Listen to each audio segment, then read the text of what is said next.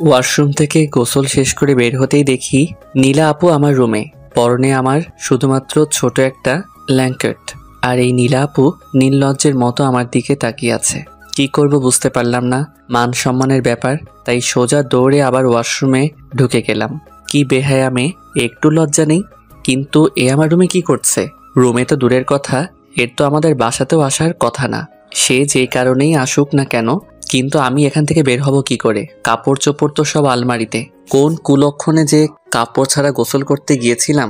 দরজাটা একটু ফাঁক করে দেখি নীলা আপু বিছানার উপর বসে বসে পা দোলাচ্ছে আর মুচকি মুচকি হাসছে। রুম থেকে বেরো হচ্ছে না, যার কারণে আমি ওয়াশরুম থেকে বেরোতে পারছি না। কতক্ষণ আর থাকা যায়, তাই জোর গলায় মাকে ডাক দিলাম। কয়েকবার ডাকার পরও কোনো সাড়া শব্দ নাই। তাই নীলা আপু বললেন, কি রে, কাকিমাকে কেন ডাকছিস? কত বড় বেহায়া এ মেয়ে, সব বুঝেও এমন করছে। তাই বললাম, দরকার আছে মা। মা আরে কাকিমাকে ডেকে লাভ নেই, উনি এখন ব্যস্ত, আমার জন্য রান্না করছেন। তুই বরং আমাকে বল তোর কি লাগবে। লাগবে না, তুমি আমার রুম থেকে যাও। মানে যান, আপনি একটু পরে আসিয়েন। কেন কেন? আমি তোর রুমে থাকলে কি সমস্যা? কোনো সমস্যা নেই। আরে বাবা, আমি কাপড় পরবো। তো কি হয়েছে, পর না। আমি কি তোকে আটকিয়ে রাখছি? কেমনটা লাগে বলুন তো? কিন্তু আমার সব কাপড় আলমারিতে আছে। হ্যাঁ, তো কি হয়েছে, এসে নিয়ে যা। আমি এই অবস্থায় কি করে আসবো শুনি? আচ্ছা দাঁড়া, আমি বের করে দিচ্ছি। এই বলে আলমারির দিকে একটু এগিয়ে আবার দাঁড়িয়ে পড়লো, আর একটা শয়তানি মার্কে হাসি দিয়ে বলল, এই অবস্থায় মানে কি রে? তুই কি লজ্জা পাচ্ছিস নাকি? তোকে তো আমি এইভাবে কতবার দেখেছি। তুই যখন গোসল করতে চাইতি না, তখন কাকিমা তোকে জোর করে এটুকু বলেই হা হা করে হাসতে লাগলো। আর হঠাৎ করেই আমার মাথা গরম হয়ে গেল, আর বললাম, এই আপনি আমার রুম থেকে বেরোন তো, বেরোন বলছি।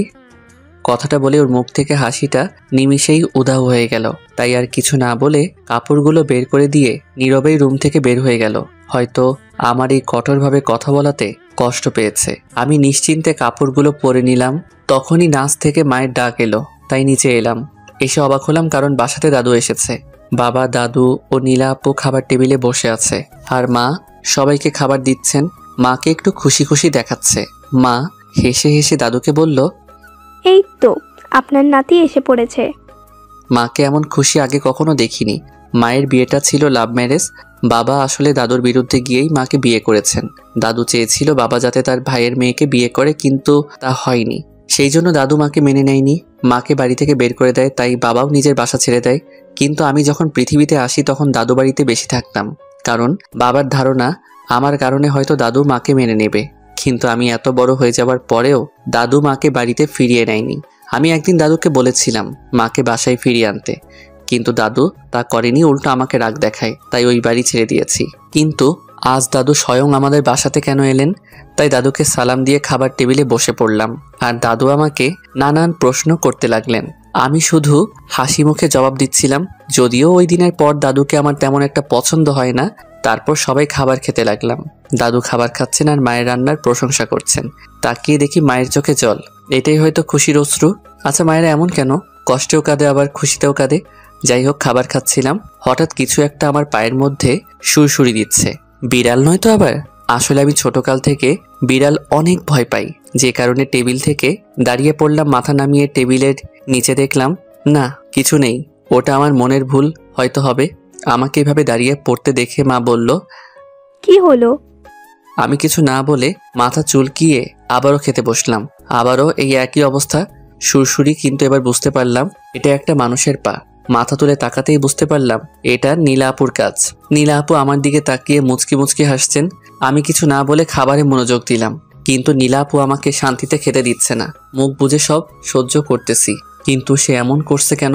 ওর সাথে তো আমার এমন কোনো সম্পর্ক নেই, কিন্তু যেটা ছিল সেটা তো নিজেই নষ্ট করে দিয়েছে। এখন না আছে বন্ধুত্ব, না আছে ও তো আমার কাজিন হয়, তাও আবার 3 বছরের বড় আপু। এখন আমি ওকে ওনাকে বড় আপু বলেই মানি। যথেষ্ট সম্মান দেওয়ার চেষ্টা করি, যা বোঝার তা বুঝে গিয়েছি। অবশ্য দোষটা আমারই ছিল। যাক গে সব। আমি তাড়াতাড়ি খাবার শেষ করে যেই উঠে আসতে যাব, তখন মা আমাকে বলল, লাবিব যা, চটপট গিয়ে তোর ব্যাগটা গুছিয়ে নে। অবাক হবে বললাম, ব্যাগ গোছানো মানে আমি কি কোথাও যাচ্ছি নাকি? মা হ্যাঁ সূচক মাথা নাড়ালো। যখন আমি বলবো কথায়, তখনই নীলা আপু বলে উঠল, আরে এখন থেকে তুমি কাকা কাকিমা আমাদের নিজেদের বাড়িতে থাকবি, সেই জন্যই তো দাদু তোদের সবাইকে নিতে এলো। এখন থেকে আমরা সবাই একসাথে থাকবো, ভালো হবে না বল? কথাটা শুনে আমার খুশি হওয়া উচিত ছিল। ছোটবেলা থেকে তো আমি এটাই চাইতাম, কিন্তু আমি খুশি হতে পারছি না। কারণ সেদিনের ওই ঘটনা আর নীলা আপুর সাথে এই বিচ্ছিরি ঘটনার পর আমি নিজেই নিজেকে প্রতিজ্ঞা করেছিলাম যে আমি আর ওই বাড়িতে ও নীলা আপুর সামনে আর কখনোই যাব না। আসলে আমি নীলার থেকে দূরে থাকতে চাই। এখন কি করা উচিত তা বুঝতে পারছি না, তাই নিজের রুমে চুপচাপ চলে এলাম। এতদিন পর সবাই ওই বাসাতে যাব, সবাই কত খুশি। এখনো কি করে আমি যাব না বলি? আমাকে ছাড়া তো কেউ যাবে না। আমার ভাগ্যটাই খারাপ। কেন যে আমি সেদিন নীলাকে নিয়ে ওইসব ভাবতে গিয়েছিলাম, কিছু বুঝতেছে না তো। চলুন বুঝিয়ে বলি। ছোটবেলা থেকে নীলা আপু আর আমি খুব ভালো বন্ধু ছিলাম, যদিও সে আমার থেকে 3 বছরের বড়। আমি যখন ওই বাড়িতে যেতাম নীলা আপুর সাথেই সবসময় থাকতাম। ছোটবেলা থেকেই নীলা আপুকে আমার ভালো লাগতো। যখন আমি কলেজে ভর্তি হই তখন আমি বুঝতে পারি নীলা আপুর প্রতি আমার ভালোবাসাই ছিল না, তার থেকে বেশি কিছু ছিল। আমি তাকে ভালোবাসতাম, আর আমারও মনে হয়েছিল নীলাও আমাকে ভালোবাসে। এর অনেক কারণ ছিল, যেমন নীলা আপু আমাকে অনেক কেয়ার করত। আমি ঠিক সময় খাবার খেয়েছি কিনা, পড়তে বসেছি কিনা, ইত্যাদি ইত্যাদি। আর সুযোগ পেলেই দুজনে ঘোরাঘুরি করতাম আর খাওয়া দাওয়া। ফোনে তো কথা হতো ঘন্টার পর ঘন্টা, কথা বলা শুরু করলেই তো শেষই হয় না। আমি যদিও নীলাকে তুমি করে বলতাম, কিন্তু সে আমাকে তুই করেই বলতো, যার কারণে আমি দ্বিধায় ছিলাম যে সে আমাকে ভালোবাসে কিনা। আমি আসলে পড়াশোনায় বরাবরই একটুখানি ছিলাম আর কি। আর পরীক্ষার খাতায় আশপাশ করে লিখেই পাশ করে যেতাম। তো সেই কারণে আমার ক্লাসমেট ঋতুকে পরীক্ষার আগে থেকেই তল্লাই কথা শুরু করেছিলাম। মানে প্রতিদিন ওকে এখানে ওখানে ঘুরতে নিয়ে যেতাম, ওর পছন্দের খাবার খাওয়াতাম ও শপিং করাতাম। আর শপিংয়ে গিয়ে হতো যত বিপত্তি। সেখানে নীলা আপু আমাদের একসাথে দেখে নেয়, আর ঋতু বেচারিকে সবার সামনে থাপ্পড় দিয়েছিল। ঋতু গাল ডলতে ডলতে আমার দিকে তাকিয়েছিল। ও ভাবছিল আমি নীলাকে কিছু বলবো। নীলা আপু ছিল ঋতুর বড়, আর নীলার রাগী চোখ দেখে সে সেখান থেকে বিদায় নিয়েছিল। আমি শুধু অবাক দর্শকের মতো তাকিয়েছিলাম। তারপর নীলা আপু বলল, এই তোর পড়াশোনা? নীলা এর আগে কখনো আমার সাথে এত রাগী গলায় কথা বলেনি, তাই কথা খেই হারিয়ে ফেলে বললাম, আসলে না, মানে হয়েছে কি বলবো ঠিক বুঝে উঠতে পারছি না। তখনই নীলা বলে উঠল, তোকে কতবার ফোন করেছিলাম দেখেছিস? সকালে ফোন রিসিভ করে আমাকে কিছু না বলতে দিয়েই বললি তোর পরীক্ষা, তাই তুই পড়ছিস, আর ফোন ধরলে না। আর তোর বাড়িতে গিয়েছিলাম, তুই সেখানেও ছিলি না, তাই একা একা শপিং করতে এলাম। আর এসেই দেখি তোর কি আদৌ মনে আছে আজকে কি? আমি তার কথা এতক্ষণ মন দিয়ে শুনছিলাম। তারপর বললাম, আজকে কি? সে আমার কথায় বিরক্ত হয়ে ওর ব্যাগ দিয়ে আমাকে মারতে লাগলো। তারপর তার হাতের ব্যাগগুলো আমাকে দিয়ে বলল, রাতে এগুলো পরে চলে আসিস। তারপর নীলা আপু আর এক মুহূর্ত এখানে দাঁড়ালো না। আমিও সাথে সাথে সেখান থেকে বেরিয়ে গেলাম। অনেক কয়টা কল করেছি নীলাকে, কিন্তু ধরেনি, বারবার কেটে দেয়। বুঝলাম মনে হয় অনেক রাগ করেছে।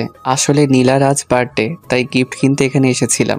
ঋতুকে এমনি নিয়ে আসিনি, ভেবেছিলাম একসাথে 2 কাজ হয়ে যাবে। কিন্তু কি থেকে যে কি হয়ে গেল। বাড়িতে এসে নীলার দেওয়া শপিং ব্যাগটা খোলার পর কাপের সাথে একটা ভিউ কার্ড বেরিয়ে এলো। অবাক হয়ে কার্ডটা খুলতে একটা মেয়ে কণ্ঠ বলে উঠল, I love you, I love you. এই কথা শুনছিস? আই লাভ ইউ বলছি কিন্তু। এটা শোনার পর কিছুক্ষণ টাসকি খেয়ে বসে রইলাম। আই লাভ ইউ বলাটা আর মন কাড়া হাসিটা এখনো আমার কানে বাজতে লাগলো। আমার সাথে এমনটা হবে ভাবতে পারিনি। এই মেয়ে কণ্ঠটা নীলার। নীলা যে নিজে থেকে ভালোবাসি কথাটা বলবে ভাবতে পারিনি। আমি এখনো বিশ্বাস করতে পারছি না নীলা এই কথাগুলো আমাকে বলেছে। হঠাৎ ব্যাগে একটা চিরকুট দেখলাম, সেটা খুলে দেখতে পেলাম নীলার হ্যান্ডরাইটিং। সেখানে লেখা ছিল, আমি জানি না তুই এখন কি ভাবছিস, কিন্তু এটাই সত্যি। জানিস, অনেক দিন ধরে ভাবছি আমার মনের কথাটা তোকে বলে দেই, তবে কেন জানি বলে উঠতে পারছিলাম না। আর আমি জানি তুইও আমাকে পছন্দ করিস। আমি ভেবেছিলাম তুই আমাকে বলবি, কিন্তু না, তুই বলতে পারলি না এতদিনও। তাই বাধ্য হয়ে আমাকেই বলতে হলো। জানিস, তোকে অনেক ভালোবাসি। অনেক কথা আছে তোর সাথে আমার। রাতে ছাদে চলে আসিস, সাবধানে, কেউ যেন জানতে না পারে। আমি তোর জন্য অপেক্ষা করব। চিঠিটা পড়েই যেন আমার হার্টবিটটা বেড়ে গেল। সবকিছু যে এত সহজে হয়ে যাবে তা ভাবতেও পারিনি। হঠাৎ ফোনটা বেজে উঠল। ফোনটা হাতে নিয়ে দেখি এটা তো আমাদের ভার্সিটির বড় ভাই নিলয়। একদম ভদ্র একটা ছেলে, কিন্তু একে আমার একদমই পছন্দ না, কারণ এ হলো নীলার ক্লাসমেট। ফকিন্নি, সব সময় নীলার সাথে সাথেই ঘুরঘুর করে। নীলাও কিছু হলে খালি ওর কথাই টেনে আনবে। যাই হোক, ফোনটা রিসিভ করলাম। হ্যালো, আসসালামু আলাইকুম। কেমন আছেন নিলয় ভাই? ভালোই। তুমি কেমন আছো? আমিও ভালো আছি। কিছু বলবেন ভাইয়া? ওই আসলে কি নীলা কখনো আমার সম্পর্কে কিছু বলেছে তোমাকে? মানে ঠিক বুঝলাম না ভাইয়া। তখনই মনে হলো কোনো নারীকণ্ঠ নিলয়কে ডাকতেছিল, তাই আর কিছু না বলে সে ফোনটা রেখে দিল। অতপর সন্ধ্যাবেলা তৈরি হয়ে সোজা নীলাদের বাড়ি এলাম। বাবা মা কেউ আসেনি। বাসাতে ঢুকে দুদু, আঙ্কেল ও আন্টির সাথে দেখা হলো। মনে হয় তেমন কেন মানুষকে ইনভাইট করেনি, সেটা সবাই পরিচিত মানুষ। আর নীলার বন্ধু বান্ধব ও তার মাঝে নীলা ছিল। আর এটাই হলো এই বাড়ির নিয়ম। খুব পরিচিত লোক ছাড়া কাউকে ডাকা হয় না। সবাইকে দেখতে পেলেও নীলাকে দেখতে পাচ্ছিলাম না। আন্টিকে জিজ্ঞেস করতেই বলল, ওর রুমে রেডি হচ্ছে। কথাটা বলেই আবার বলল, ওই তো নীলা এসে পড়েছে। আমার সাথে সাথে সবাই সিঁড়ির দিকে তাকালো। আমি তো শুধু অবাক হয়ে তাকিয়ে রয়েছি, কারণ নীলা আজ একটা আকাশি নীল শাড়ি পরেছে। আর আমি যতটুকু জানি শাড়ি পরা ওর পছন্দ করে না, কিন্তু ওকে খুব সুন্দর লাগতেছে শাড়িতে। নীলা নিচে এসে আমার দিকে তাকিয়ে অন্যদিকে চলে গেল। কারণ হলো আমি ওর বার্থডে ভুলে গিয়েছিলাম। তারপর আর কি, কেক কাটা হলো। একটু পর দেখি নীলা পিছনের দিকে তাকিয়ে ছাদের দিকে যাচ্ছে। চিরকুটে তো আমাকে ছাদে যেতে বলেছিল। তখনই আমি ছাদের দিকে পা বাড়াতেই পিছন থেকে আন্টি ডেকে বলল, দাদুর নাকি ওষুধ শেষ হয়ে গেছে, তাই আমাকেই যেতে হবে। এত লোক থাকতেই আমাকেই বলতে হলো। এই কথা তো আর আন্টির মুখের উপর বলতে পারি না, তাই একটা হাসি দিয়ে ফার্মেসিতে গেলাম। ওষুধ এনে আন্টির হাতে দিয়ে আর এক মুহূর্ত দেরি না করে ছাদে গেলাম। আমার মনের ভিতর একটা উত্তেজনা কাজ করছে। আমার মনটা খুব অশান্ত হয়ে গেছে। ছাদের দরজার কাছে এসে একটা বড় নিঃশ্বাস ছেড়ে নিজেকে একটু শান্ত করে নিলাম। হাসি মুখে দরজাটা খুলেই ছাদে পা রাখতে আমার মাথায় যেন আকাশ ভেঙে পড়ল। এটা আমি কি দেখছি? নীলা আর নিলয় দুজনে খুব কাছাকাছি দাঁড়িয়ে আছে, কিন্তু এখন ওই হারামি নীলাকে কিস করার চেষ্টা করছে। যদিও নীলা বাধা দিচ্ছে আর না করছে, আমি অবাক হচ্ছি নীলার এই কাজের জন্য। ওর এখন উচিত ছিল নিলয়কে থাপ্পড় মারা, কিন্তু নীলা তেমন কিছু করছে না। আমার মাথায় যেন আগুন ধরে গেল, তাই সামনে এগিয়ে গিয়ে শরীরের সমস্ত শক্তি দিয়ে নিলয়কে একটা লাথি মারলাম। লাথিকেই সে টাল সামলাতে না পেরে নিচে পড়ে গেল। আমি আবারও ওকে আরো কয়েকটা লাথি মারলাম। এবার লাথিটা মুখ বরাবর গিয়ে পড়েছে, তাই ব্যথায় হারামজাদা চেঁচিয়ে উঠল। আমার তাতে কি, কলার ধরে উঠিয়ে মুখ বরাবর একটা ঘুষি মারলাম। যখনই আর একটা মারতে যাব, তখনই নীলা এসে পেছন থেকে বাধা দিল। বলল, লাবিব, ছাড়। ওকে কি করছিস? ও ব্যথা পাচ্ছে, ওর কষ্ট হচ্ছে, ছাড় বলছি। কে শোনে কার কথা? নীলাকে সরিয়ে দিয়ে আর একটা পেট বরাবর দিলাম। শালা আবার চেঁচিয়ে উঠল, নিজেকে আমার থেকে ছাড়ানোর চেষ্টা করলো। তখনই নীলা আমাকে শর্ট বলে একটা ধাক্কা দিল। আমি ধাক্কা খেয়ে দূরে সরে গেলাম। আর নীলা দৌড়ে গিয়ে নিলয়কে উঠাতে উঠাতে কান্নার স্বরে বলল, তুমি ঠিক আছো তো? তুমি ঠিক আছো তো? আশ্চর্য, আমি নিলয়কে মারছি বলে নীলা এইভাবে রিয়্যাক্ট করছে কেন? তাই আমি বললাম, আরে নীলা আপু, তুমি পাগল হলে নাকি? ও তো আমার কথা শেষ করতে না দিয়েই আমার গালে ঠাস করে একটা থাপ্পড় দিল। আমি অবাক হয়ে বললাম, আরে আপু, ও তো তোমাকে জোর করে কিস করতে চাইছিল, তাই আমি ওকে মারলাম। হ্যাঁ, ও আমাকে কিস করতে চেয়েছিল, কিন্তু করেনি তো। লাবিব, নিলয় আসলে ভালো ছেলে, ও এরকম না। আমি তোকে বুঝিয়ে বলছি কি হয়েছিল। কিন্তু প্লিজ লাবিব, নিচে অনেক লোক, এসব জানতে পারলে সমস্যা হয়ে যাবে। কথাটা শেষ করতেই পিছন থেকে আওয়াজ আসলো। কে এইভাবে চিৎকার করলো? কি হয়েছে এখানে? আমি পিছনে তাকিয়ে দেখি আঙ্কেল। নীলা দাদুকে ও আঙ্কেলকে দেখে অনেক ভয় পেয়ে গেল। আমি তখন এটা সেটা বলে সবকিছু ম্যানেজ করলাম। তখন দাদু বলল, ঠিক আছে, এখন তোরা নিচে আয়। এই রাত্রিবেলায় ছাদে কি করছিস তোরা? আচ্ছা দাদু, তোমরা যাও, আমরা আসছি। সবার সাথে সাথে নিলয়ও নিচে চলে গেল। এখন শুধু আমি আর নীলা ছাদে দাঁড়িয়ে আছি। আমি নীলার দিকে তাকিয়ে দেখে এখনো ভয় কুঁকড়ে আছে আর সিঁড়ির দিকে এক নজরে তাকিয়ে আছে। আমি তাকে ডাক দিতেই চমকে উঠে বলতে লাগলো, কি হয়েছে? তুমি ঠিক আছো তো? আমার আবার কি হবে? আমি তো ঠিক আছি। জানো, তোমাকে আজ খুব সুন্দর লাগছে, একেবারে নীলপরি। সত্যি বলছি নীলা। একটু লজ্জা পেয়ে বলল, তাই নাকি? তুই কবে থেকে মেয়েদের প্রশংসা শুরু করে দিলি? আমি তো আগেও কতবার সেজেছি, কখনো তো এমন প্রশংসা করিসনি। আজকে এমন কি হলো? এই যে শাড়ি পরে এত সুন্দর করে সেজেছ। ও আচ্ছা, তার মানে তোর শাড়ি পছন্দ, তা আমাকে আগে বললেই পারতি। আমি বললে কি শাড়ি পরতে? তা অবশ্য পরতাম না, কারণ শাড়িতে আমার খুব আনইজি ফিল হয়। আম্মু বললো আজ পরলাম। আজকে তোর কি হয়েছে বলতো? তোর মতলবটা কি? আজ এভাবে কথা বলছিস কেন? আমি আর সময় নিলাম না, পকেট থেকে ওর জন্য কিনে আনা বালা বের করে হাঁটু গেড়ে বসে ওকে প্রপোজ করলাম। নীলা, আই লাভ ইউ। আমি তোমাকে ভালোবাসি, অনেক আগে থেকেই বাসি, কিন্তু কখনো বলার সাহস পাইনি। আজকে বলছি, তুমি আমাকে বিয়ে করবে? কথা দিচ্ছি তোমাকে অনেক ভালোবাসবো, কখনো কষ্ট পেতে দেব না, শুধু আমাকে ফিরিয়ে দিও না। নীলা আমার দিকে ভূত দেখার মতো করে তাকিয়ে আছে। কি হলো, কথা বলছো না কেন? তারপর আমি দাঁড়িয়ে পরে বললাম, আমি সরি, আমার এই কথাগুলো আগেই বলা উচিত ছিল, কিন্তু তুমি কিভাবে নিবে তাই ভেবে আর বলিনি। কিন্তু জানো, তোমার এই মেসেজ আর চিরকুটটা পেয়ে অনেকটাই অবাক হয়েছিলাম। কি হলো, তুমি কথা বলছো না কেন? কি বলছিস তুই এগুলো? লাবিব, তোর মাথা ঠিক আছে? আমরা দুজন কাজিন হই, তুই আমাকে কি করে ভালোবাসতে পারিস?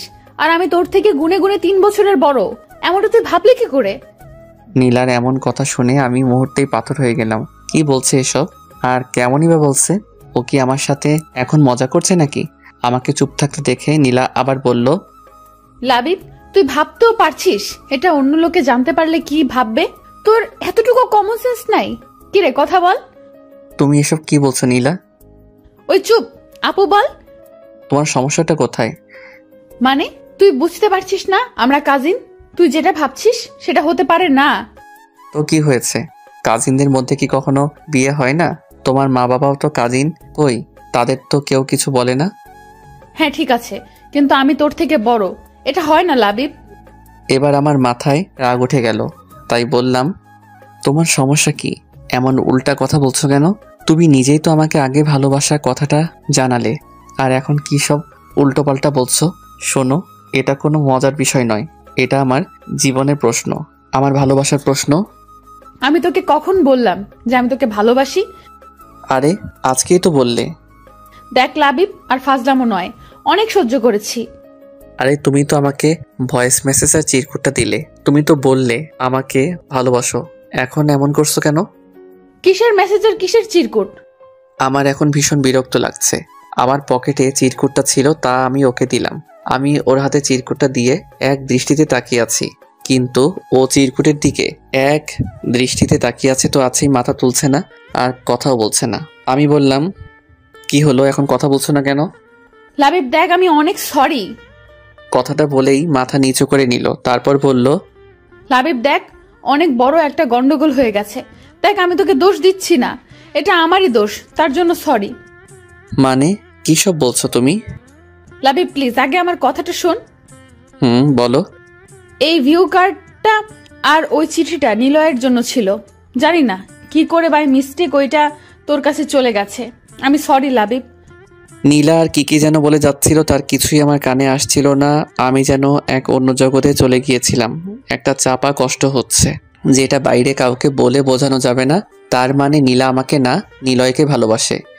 সরি লাবিব, তুই যেটা ভাবছিস সেটা কখনো হতেই পারে না। আর প্লিজ নিলয়ের কথাটা এখন কাউকে বলিস না। সময় হলে। নীলার আর কোনো কথা গ্রাহ্য করলাম না, ধীরে ধীরে ছাদ থেকে নেমে গেলাম। নীলা হয়তো ডাকছিল, কিন্তু আমি শোনার চেষ্টা করিনি। কারোর সাথে কোনো কথা না বললে বাসা থেকে বেরিয়ে গেলাম। বাইরে জোর হাওয়া বইছে, হয়তো এখনই ঝড় উঠবে, কিন্তু এর থেকে বড় ঝড় তো আমার মনে বইছে। বাইক চালিয়ে বাড়ি ফিরতে ফিরতে বৃষ্টিতে কাক ভেজা হয়ে গেছি। বাসাতে ঢুকতেই মা ব্যস্ত হয়ে পড়ল যে আমি কেন ঝড় বৃষ্টিতে ভিজে বাসায় ফিরলাম। মায়ের কোনো কথা কানে না নিয়ে সোজা নিজের রুমে চলে এলাম, আর তারপরেই ঘুম। গভীর রাতে টের পেলাম শরীর গরম হয়ে গেছে, আর মাথায় জলপট্টি দেওয়া। কিছু না, অভ্যাস মতোই জ্বর চলে এসেছে। ছোটবেলা থেকে এটা চলছে, একটু বৃষ্টিতে ভিজলে কঠিন জ্বর চলে আসে। মা জানতো আমার জ্বর আসবে, তাই আমার রুমে চলে এসেছে।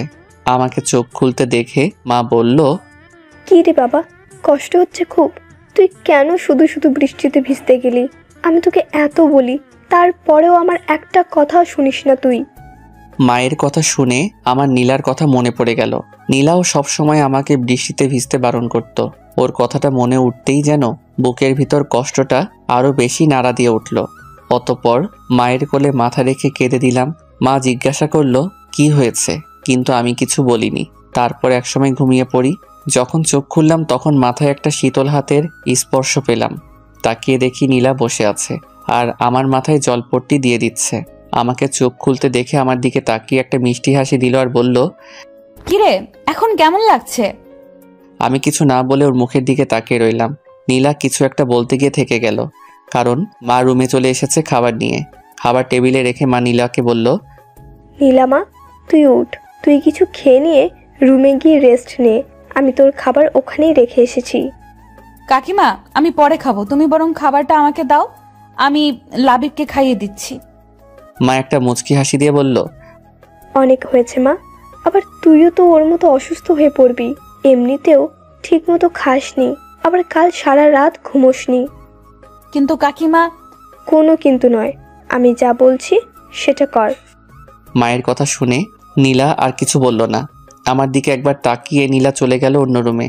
মায়ের কাছে শুনেছি আমি নাকি গতকাল সারাদিন সারা রাত জ্বর নিয়ে পড়েছিলাম, আর নীলা সব কিছু ছেড়ে ছুড়ে এতক্ষণ আমার সেবা করছিল। খুব অবাক হলাম মায়ের কথা শুনে। নীলা আমার জন্য এতটা ভাবে, মনে মনে অনেক খুশি হলাম। পরক্ষণে আবার মনটাই খারাপ হয়ে গেল, কারণ নীলা নিলয়কে ভালোবাসে। তারপর খাবার আর ওষুধটা খেয়ে ঘুমিয়ে পড়লাম। বিকেলের দিকে ঘুম ভাঙে, নিজেকে বেশ চাঙ্গা আর ফুরফুরে লাগছে, জ্বরটা আর নেই। অতপর ওয়াশরুমে গেলাম। তারপর বাহির হয়ে দেখি নীলা বসে আছে আর আমাকে দেখে হাসি মুখে প্রশ্ন করলো, কিরে কেমন আছিস এখন? বিছানায় বসে বললাম, একদম ভালো, জ্বর নেই বললেই চলে। তারপর নীলা আমার দিকে সুপের পেয়ালাটা এগিয়ে দিতে দিতে বলল, যাক বাবা, ভালো হয়েছে, যে ভয় পাইয়ে দিয়েছিলি তুই। আমি কিছু না বলে নীলার দিকে তাকিয়ে আছি। কিরে হা করে কি দেখিস? খেয়ে নে, ঠান্ডা হয়ে যাবে। আমি নীলার কোনো কথা না শুনে পেয়ালাটা রেখে দিলাম। তা দেখে নীলা অবাক হয়ে বলল, কিরে কি হলো, খাবি না? I love you. মানে? বিশ্বাস করো, আমি তোমাকে খুব ভালোবাসি। দেখ লাবিব, পাগলামো করিস না, আমি তোকে সবকিছু খুলে বললাম, তারপরেও তুই। আমি কোনো পাগলামি করছি না, সত্যি যেটা সেটাই বলছি। তুই ভালো করেই জানিস এটা কোনোদিন সম্ভব না। ভুলে যায় সব, দেখবি আমার থেকে তুই ভালো কাউকে পাবি, যে তোকে ভালোবাসবে, সুখে রাখবে। এবার আমি উঠে দাঁড়িয়ে নীলার হাত ধরে বললাম, বিশ্বাস করো, আমি তোমাকে খুব ভালোবাসি। সবসময় শুধু তোমার কথাই ভাবি, আর তোমাকে ছাড়া তো অন্য কাউকে চাই না, তোমাকে চাই শুধু। নীলা আমার থেকে হাত ছাড়ানোর চেষ্টা করে বলতে লাগলো, লাবিব, হাত ছাড়, পাগলামো করিস না, আমাদের অনেক ভালো একটা সম্পর্ক, তা নষ্ট করিস না। কথাটা বলেই হাত ছাড়িয়ে নিয়ে দরজা দিয়ে বাইরে চলে যাচ্ছিল নীলা। তখন আমি ওর পর আটকে দরজা বন্ধ করে দিলাম। যখন সে বলল, লাবিব, দরজাটা বন্ধ করলি কেন? খোল বলছি, আর আমাকে যেতে দে। তুমি কেন বোঝার চেষ্টা করছো না? আমি সত্যি তোমাকে অনেক ভালোবেসে ফেলেছি। দেখ, তুই কিন্তু এবার তোর লিমিট ক্রস করে ফেলছিস। আমি যেন নিজের অজান্তেই নীলার খুব কাছে চলে গেছি, আর সেই জন্য হয়তো নীলা আমাকে ঠাস করে একটা থাপ্পড় দিয়ে বসলো। আচমকা থাপ্পড়কে আমি কিছুটা পিছিয়ে পড়ি। জানি না কি হয়েছিল আমার। নীলা আমার দিকে ঘৃণার দৃষ্টিতে তাকিয়ে বলল, ছি লাবিব, আমি ভেবেছিলাম তুই সবটা বুঝতে পারবি, কিন্তু তুই যে এতটা নিচে নেমে গেছিস তা আমি ভাবতেও পারিনি। আমারই ভুল হয়েছে তোকে বোঝাতে যাওয়া। আমি কিছু না বলে মাথা নিচু করে দাঁড়িয়ে আছি। আসলে অনেক বড় একটা ভুল করে ফেলেছি। নীলা বলতে লাগলো, তুই আর কখনো আমার সামনে আসবি না, আমি তোর মুখও দেখতে চাই না। কথাটা বলেই দরজা খুলে নীলা হন করে চলে গেল। আমি ভাবলাম ওকে সরি বলা দরকার।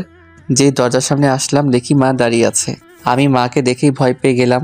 মা কিছু বুঝতে বা শুনতে পাইনি তো। আমি মায়ের দিকে ভয়ের তো চোখে তাকিয়েছিলাম, আর মা আমাকে বলল, কি রে, নীলা এভাবে চলে গেল কেন? কিছু কি হয়েছে? যাক, তাহলে মা বুঝতে পারিনি। তাই আমি মাকে বললাম, না মা, কিছু হয়নি। নীলা আপুর কি নাকি জরুরি কাজ পড়েছে, তাই ওভাবে চলে গেল।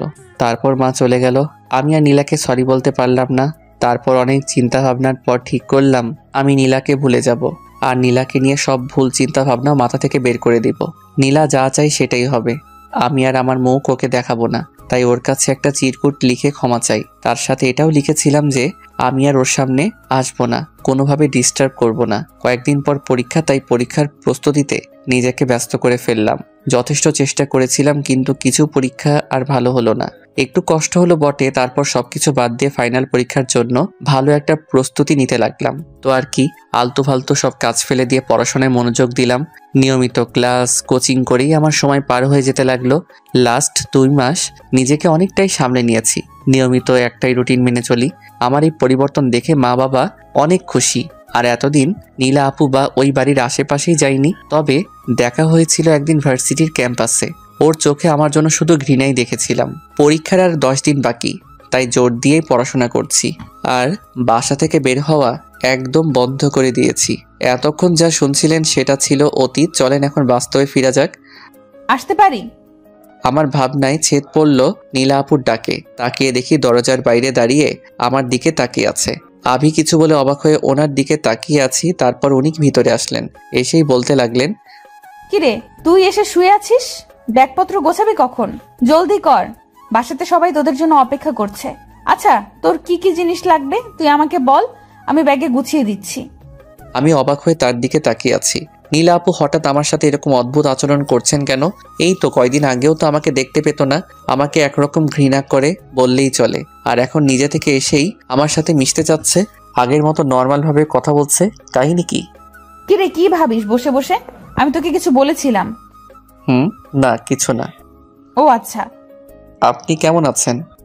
আমি তো ভালো আছি, কিন্তু তুই তো দেখছি এই কয়দিনে একেবারে বদলে গেছিস। কই না তো, আমি তো আগের মতোই আছি। সে তো দেখতেই পাচ্ছি। নিজে থেকেই কিছু বলিস না, কেমন জানি ঠান্ডা ঠান্ডা মেজাজ।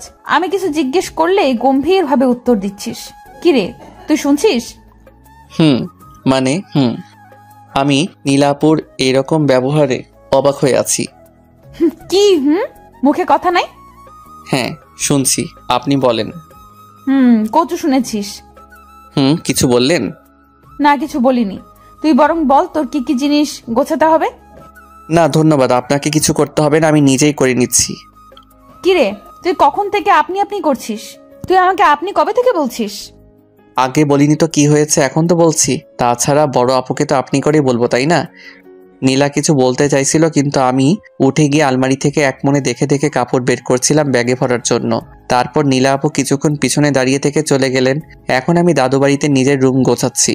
ছাদের রুমটা আমি নিয়েছি, অবশ্য আমার জন্য আগে থেকেই একটা রুম গোছগাছ করে রাখা হয়েছিল, কিন্তু সেটা নীলা আপুর পাশের রুম ছিল। সবকিছু ঠিকঠাক করে যখন বিছানায় গিয়ে শুইলাম, তখন একটা চড়িওয়ালা হাত আমার দিকে একটা শরবতের গ্লাস এগিয়ে দিল। এটা নীলা আপু। আমি ধন্যবাদ বলে শরবতটা নিলাম। যখন শরবতটা মুখে দিতে যাব, তখন দেখি নীলা আপু এক দৃষ্টিতে আমার দিকে তাকিয়ে আছে। তারপর আমি গ্লাসটা খালি করে নীলা আপুর হাতে গ্লাসটা ধরিয়ে দিয়ে ধন্যবাদ বললাম, কিন্তু নীলা আপু ঠিক আগের মতোই তাকিয়ে আছে। তাই আমি বললাম, কিছু কি বলবেন? তোর আগে থেকে একটা রুম পরিষ্কার করা হয়েছিল, তুই আবার ছাদের এই ছোট রুমটাতে আসলি কেন? জি, আসলে আমার এই রুমটা খুব পছন্দ হয়েছে। কেমন নিরিবিলি, আর সবসময় খুব ভালো আলো বাতাস আসে। তাছাড়া ছাদটা একেবারেই পাশে আছে, তাই আর কি। ও আচ্ছা, তাহলে নিচে চল, সবাই খেতে বসেছে। আপনি যান, আমি একটু পরে আসছি। কেন, আমার সাথে এখন লেগে তোর কি সমস্যা হবে? আরে না না, তা কেন হবে? আপনি এমনটা ভাবছেন কেন? আসলে এতক্ষণ কাজ করেছি তো, তাই একটু ফ্রেশ হয়ে যাব, আপনি যান। তারপর নীলা আপু আমার দিকে কিছুক্ষণ নিরাশ চোখে তাকিয়ে থেকে চলে গেল। অতঃপর রাতের খাবার পরও কিছুক্ষণ পড়াশোনার পর আর ভালো লাগছিল না, তাই আমি ছাদে এসে রেলিং ধরে দাঁড়িয়ে রইলাম। অনেকক্ষণ ধরে দাঁড়িয়ে আছি, হঠাৎ কারো পায়ের শব্দ পেলাম। পিছনে তাকিয়ে দেখি নীলা আপু দাঁড়িয়ে আছে, মুখে মিষ্টি একটা হাসি লেগে আছে, পরনে আবার একটা শাড়ি। আমি একটুখানি তাকিয়ে আবার ঘুরে দাঁড়ালাম। সামনের দিকে তাকিয়ে থেকে জিজ্ঞেস করলাম, আপনি এত রাতে ছাদে কি করছেন? আগে তুই বল, তুই এত রাতে এখানে দাঁড়িয়ে আছিস কেন? আর পড়তে ভালো লাগছিল না, তাই এখানে এসেছি। আমি ওই জন্যই আসছি। আমিও আচ্ছা বলে নিজের মতো দাঁড়িয়ে রইলাম। কিছুক্ষণ পর পিছন থেকে নীলা আপু রাগী গলায় বলল, আচ্ছা, তোর সমস্যা কি বলতো? আমার আবার কি সমস্যা হবে? না তো, আমার কোনো সমস্যা নেই। এদিকে দিক আমার দিকে তাকিয়ে কথা বল। কি বলবো? আচ্ছা, তুই কি আমার উপর রেগে আছিস নাকি ইগনোর করছিস? কি আশ্চর্য, আমি আপনার উপর রাগ করলাম কখন? আর আপনাকে ইগনোরই বা কোথায় করলাম? তাহলে আমি তোর সাথে কথা বলতে চাচ্ছি, কিন্তু তুই তো আমার সাথে কথা বলতেই চাচ্ছিস না। আর কি কখন থেকে আপনি আপনি করছিস? কোথায় কথা বলছি না? আমি তো আপনার থেকে ঠিকভাবে কথা বলছি। লাভি প্লিজ এমন করিস না, আমার আর ভালো লাগছে না। তুই আবার আগের মতো কথা বল না। আগে তো কত বকবক করতি, বকবক করে আমার মাথা গরম করে দিতি। নীলা আপু এটা কেন ওটা কেন, আর এখন কি হয়েছে তোর? কিছুই হয়নি। আগে আপনাকে বিরক্ত করতাম, তার জন্য সরি। আপনার সাথে অনেক বাজে ব্যবহার করেছিলাম, তার জন্য সরি। আবার এখানে এসেও আপনাকে অস্বস্তির মধ্যে ফেলে দিলাম, তার জন্য সরি। আসলে আমার এছাড়া কোনো উপায় ছিল না, মায়ের কথা এখানে আসতেই হলো। আমি তোকে কি বলছি আর তুই কি বলছিস? তুই ওই দিনের জন্য এমন করছিস তাই না? আচ্ছা আমি সরি। তোকে ওই দিন থাপ্পড় মারা আর ওই কথাগুলো বলা আমার একদমই উচিত হয়নি। আমি হয়তো একটু বেশি বেশি বলে ফেলেছিলাম, করে ফেলেছিলাম। আর আপনি সরি বলছেন কেন? আসলে আমি ওই দিন কাজই এমন করেছিলাম। আপনার জায়গায় যে কেউ থাকলেও এমনই করতো, হয়তো তার থেকে বেশি কিছু করতো। আপনি তো শুধু... তাহলে তুই আমার সাথে ঠিক করে কথা বলছিস না কেন? সব ভুলে গিয়ে আবার আগের মতো হয়ে যা না। আমরা আবার আগের মতো মজা করে থাকবো একসাথে। তোর মনে আছে আমরা ছোটবেলা থেকেই চেষ্টা করতাম যেন সবাই একই বাসাতে থাকতে পারি। এখন তো আমরা সবাই একসাথেই আছি, কিন্তু তুই কেমন যেন হয়ে গেছিস। আগের মতো হয়ে যা না প্লিজ। এখন তো সবকিছু ঠিক হয়ে গেছে। আমি অন্যদিকে তাকিয়ে অন্যমনস্ক হয়ে বললাম, সবকিছু ঠিক হয়ে গেছে, কিন্তু এখন না, সবকিছু আগের মতো নেই। কথাটা বলে ছাদ থেকে চলে এলাম। এখন একটা কথাই আমার মাথায় ঘুরছে যে নীলার কি হয়েছে, হঠাৎ করে ওর এইরকম পরিবর্তন কি করে হলো। যে ঘটনার রেশ আমি এখনো কাটাতে পারিনি, ও কি করে এত সহজে সকালে ঘুম থেকে উঠে মাথায় বিরক্তি চেপে বসলো। এমনিতেই রাতে অনেক দেরিতে ঘুমিয়েছিলাম, আর এখন এত সকালে নীলা আপু এসে আমার স্বাদের ঘুমটা ভাঙিয়ে দিল। তাই বললাম নীলা আপুকে, আপনাকে কে বলেছে আমাকে ঘুম থেকে জাগাতে? ও মা, কতটা বেলা হয়েছে দেখেছিস? আর কত ঘুমাবি? তাতে কি হয়েছে? আমার যখন মন চায় আমি তখন উঠব, আপনি ডাকবেন কেন? আরে তুই এইভাবে কথা বলছিস কেন? আমি তো... ধুর। আমি বিরক্তির শব্দটা করে শরীরের উপরে দেওয়া কাঁথা আছড়ে ফেলে দিয়ে বিছানা থেকে নেমে পড়লাম আর ওয়াশরুমের দিকে যাচ্ছিলাম। তখনই নীলা পিছন থেকে... ওই শোন, আমার সাথে একদম মেজাজ দেখাবি না। আমি তোর মায়ের কথায় তোকে ডাকতে এসেছিলাম। কাকিমা বলেছিল আজকে নাকি তোর একটা ক্লাস টেস্ট আছে, সেই জন্যই এসেছিলাম। চাটা খেয়ে নিস। চায়ের কাপটা একরকম আছড়ে রেখে দিয়ে চলে গেল। আমি মনে মনে কিছুটা অনুতপ্ত হলাম। মাকে আমি বলেছিলাম আমাকে যেন ডেকে দেয়, আর এখন নিজেই ভুলে গেছি। বেচারি ডাকতে এলো, অথচ এতগুলো কথা শুনিয়ে দিলাম। কার মুখ দেখেছি ঘুমাতে গিয়েছিলাম। রাতে আয়নার সামনে যাওয়াটা একদমই ঠিক হয়নি। তড়িঘড়ি করে রেডি হয়ে নোটস কাটতে লাগলাম। নাস্তা খাওয়ার সময় নেই, আর নিচেও গেলাম না। কিছুক্ষণ পর দেখি নীলা আপু প্লেটে করে নাস্তা নিয়ে এলো। এসেই পালটা সামনে রেখে দিয়ে বলল, কাকিমা পাঠিয়েছে, খেয়ে নিস। কথাটা আমার কেমন যেন নিরামিষ নিরামিষ লাগলো। আমি কিছু বলার আগেই নীলা আপু চলে গেল। তারপর খেয়ে নিলাম। কিছুক্ষণ পর ভার্সিটি যাওয়ার জন্য নিচে আসতেই মা জিজ্ঞাসা করলো, কি রে, কোথায় যাচ্ছিস? খাবি না? আমি বেশ অবাক হয়ে বললাম, একটু আগেই তো তুমি এইটুকু বলে থেমে গেলাম। তাকিয়ে দেখি নীলা আপু টেবিলে বসে নিজের মতো খাচ্ছে। এখন যেন খাওয়াটাই ওনার একমাত্র কাজ, অন্য কোনো দিকে তাকানোর তার সময় নেই। আমি মাকে আর কিছু না বলে বেরিয়ে পড়লাম। পরীক্ষা শেষ করে হল থেকে বের হয়ে দেখি নীলা আপু দাঁড়িয়ে আছে। আমি কিছু বলার আগে জিজ্ঞেস করলো, কিরে, কেমন হলো পরীক্ষা? ভালোই। গুড। এখন কি বাসাতেই ফিরবি? না, একটু সময় লাগবে, আমার লাইব্রেরিতে একটু কাজ আছে। ও আচ্ছা, ঠিক আছে, যা তাহলে। আচ্ছা। ওই দাঁড়া। কিছু বলবেন? না, চল। কোথায়? কেন, তুই নাকি লাইব্রেরিতে যাবি? হ্যাঁ, তা তো যাবই। তাহলে চল। আপনিও যাবেন? কেন, তোর কোনো সমস্যা আছে? না, তা হবে কেন, চলুন। তারপর লাইব্রেরিতে ঢুকতে দেখি ঋতু বসে আছে সেখানে। চোখাচোখি হতেই সে আমাকে ডাক দিল। আমি কয়েকটা বই নিয়ে ওর পাশেই বসে পড়লাম। কিছু জিনিস নোট করতে হবে। তখন পাশ থেকে ঋতু বলে উঠল, কেমন আছো? ভালো, তুমি কেমন আছো? এই তো ভালোই। তোমাকে তো আজকাল দেখাই যায় না, ফোন দিলেও তো পাই না। আজকাল কি করো? না, আসলে আমি নতুন একটা নাম্বার নিয়েছি, তাই আমাকে ফোনে পাচ্ছিলে না। আর জানোই তো কিছুদিন পর পরীক্ষা। আমি তো তোমার মতো ব্রিলিয়েন্ট না, আমার সব পড়াই বাকি পড়ে গেছে। সেই জন্য এই কয়েকদিন একটু বুঝোই তো। ও আচ্ছা, খুব ভালো। আচ্ছা, তোমার নতুন নাম্বারটা কি দেওয়া যাবে? আমি কিছু একটা বলতে যাব, তখনই সামনে থেকে একটা গুরুগম্ভীর রাগী গলার আওয়াজ এলো। এই মেয়ে, লাইব্রেরি কি কথা বলার জায়গা? এইটুকু ম্যানার্স এতদিনে শেখনি? জি, এটাই নীলা আপু। ঋতু নীলা আপুর দিকে তাকিয়ে বলল, সরি আপু। ঠিক আছে, যেই কাজে এসেছো সেই কাজই করো, অন্যদের বিরক্ত করো না। আচ্ছা আপু। এরপর ঋতু একটাও টু শব্দ করলো না। এরপর কিছুক্ষণ ঋতু বই ঘেটে নিঃশব্দে কখন যে চলে গেল টেরই পেলাম না। আমার কাজ শেষ হতেই উঠে পড়লাম। অনেকটা সময় ধরেই এখানে বসেছিলাম, নীলাপুর দিকে তাকিয়ে দেখলাম একটা খোলা বইয়ের উপর মাথা রেখে ঘুমিয়ে পড়েছে। ওনাকে ডাক দিতে গিয়েও ডাক দিতে পারলাম না, কারণ ওর মায়াভরা মুখের দিকে চোখ আটকে গেছে। এভাবে ওর মায়াভরা মুখটা আগে দেখিনি। কি অপরূপ লাগছে ওকে ঘুমন্ত অবস্থায়। এক মনে তাকিয়েছিলাম, জানি না কতক্ষণ এভাবে তাকিয়েছিলাম। হঠাৎ করে কাঁধে কারো হাত অনুভব করতে লাফিয়ে উঠলাম। পিছনে তাকিয়ে দেখি ঝাড়ুদার আমার দিকে তাকিয়ে মুচকি মুচকি হাসছে আর বলল, সরি মামা, প্রেম বেঘাত ঘটালাম। এভাবে হুঁশ জ্ঞান হারাইয়া ফেললে কি চলে? কখন থেকে ডাকতেছি। লোকটার কথার শব্দে নীলাপুর ঘুমটা ভেঙে গেল। বই থেকে মাথা তুলে ঘটনা বোঝার চেষ্টা করছে। আমি তখন কি বলবো ভেবে পাচ্ছি না। তখন লোকটা আমাকে বলল, তবে আপনাদের খুব ভালো মানিয়েছে। আজকাল এমন প্রেমিক দেখা যায় না মামা, যে প্রেমিকার মুখের দিকে তাকিয়ে থেকে এভাবে হারিয়ে যায়। আমারও একটা প্রেমিকা ছিল, কিন্তু সে বুঝেনি, আমাকে ছেড়ে চলে যায়। আমি দোয়া করি আপনারা সুখী হন। আমি যাই, অনেক কাজ আছে। লোকটা আমাকে পাথর বানিয়ে দিয়ে চলে গেল। আমার হাত পা পুরো অসাড় হয়ে গেল। নীলাপুর দিকে তাকাতেই পারছি না, না জানি কি ভাবছে এখন। তখনই নীলাপুর আওয়াজ এলো, কিরে যাবি না? এভাবে দাঁড়িয়ে আছিস কেন ওখানে? মাথা তুলে দেখি নীলাপু দরজার কাছে দাঁড়িয়ে কথাটা বলল, আর সেটা খুব স্বাভাবিকভাবেই। কিছু বুঝতে পারিনি নাকি কিছু শুনতে পারিনি, কি জানি কি হচ্ছে আমার সাথে। কিরে আবার কি ভাবছিস? অনেকটা দেরি হয়ে গেছে তো। আমি একরকম রোবটের মতোই ওখান থেকে বেরিয়ে গেলাম। বাইরে এসে বাইকে বসতেই দেখি নীলা আপু। আমি বললাম, কি হলো, দাঁড়িয়ে আছেন কেন? বাসাতে যাবেন না? যাবো তো। তাহলে যান। সত্যি অনেকটা দেরি হয়ে গেছে, এখানে দাঁড়িয়ে থাকবেন না। সেই জন্যই তো এলাম। আসলে ড্রাইভার কাকাকে সে কখনোই আসতে বলেছি।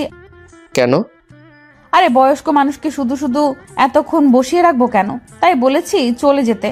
আর তোর যদি কোনো সমস্যা থাকে তো বল, আমি অন্য গাড়িতে করে চলে যাব। কি বলেছি, আমার অসুবিধা আছে?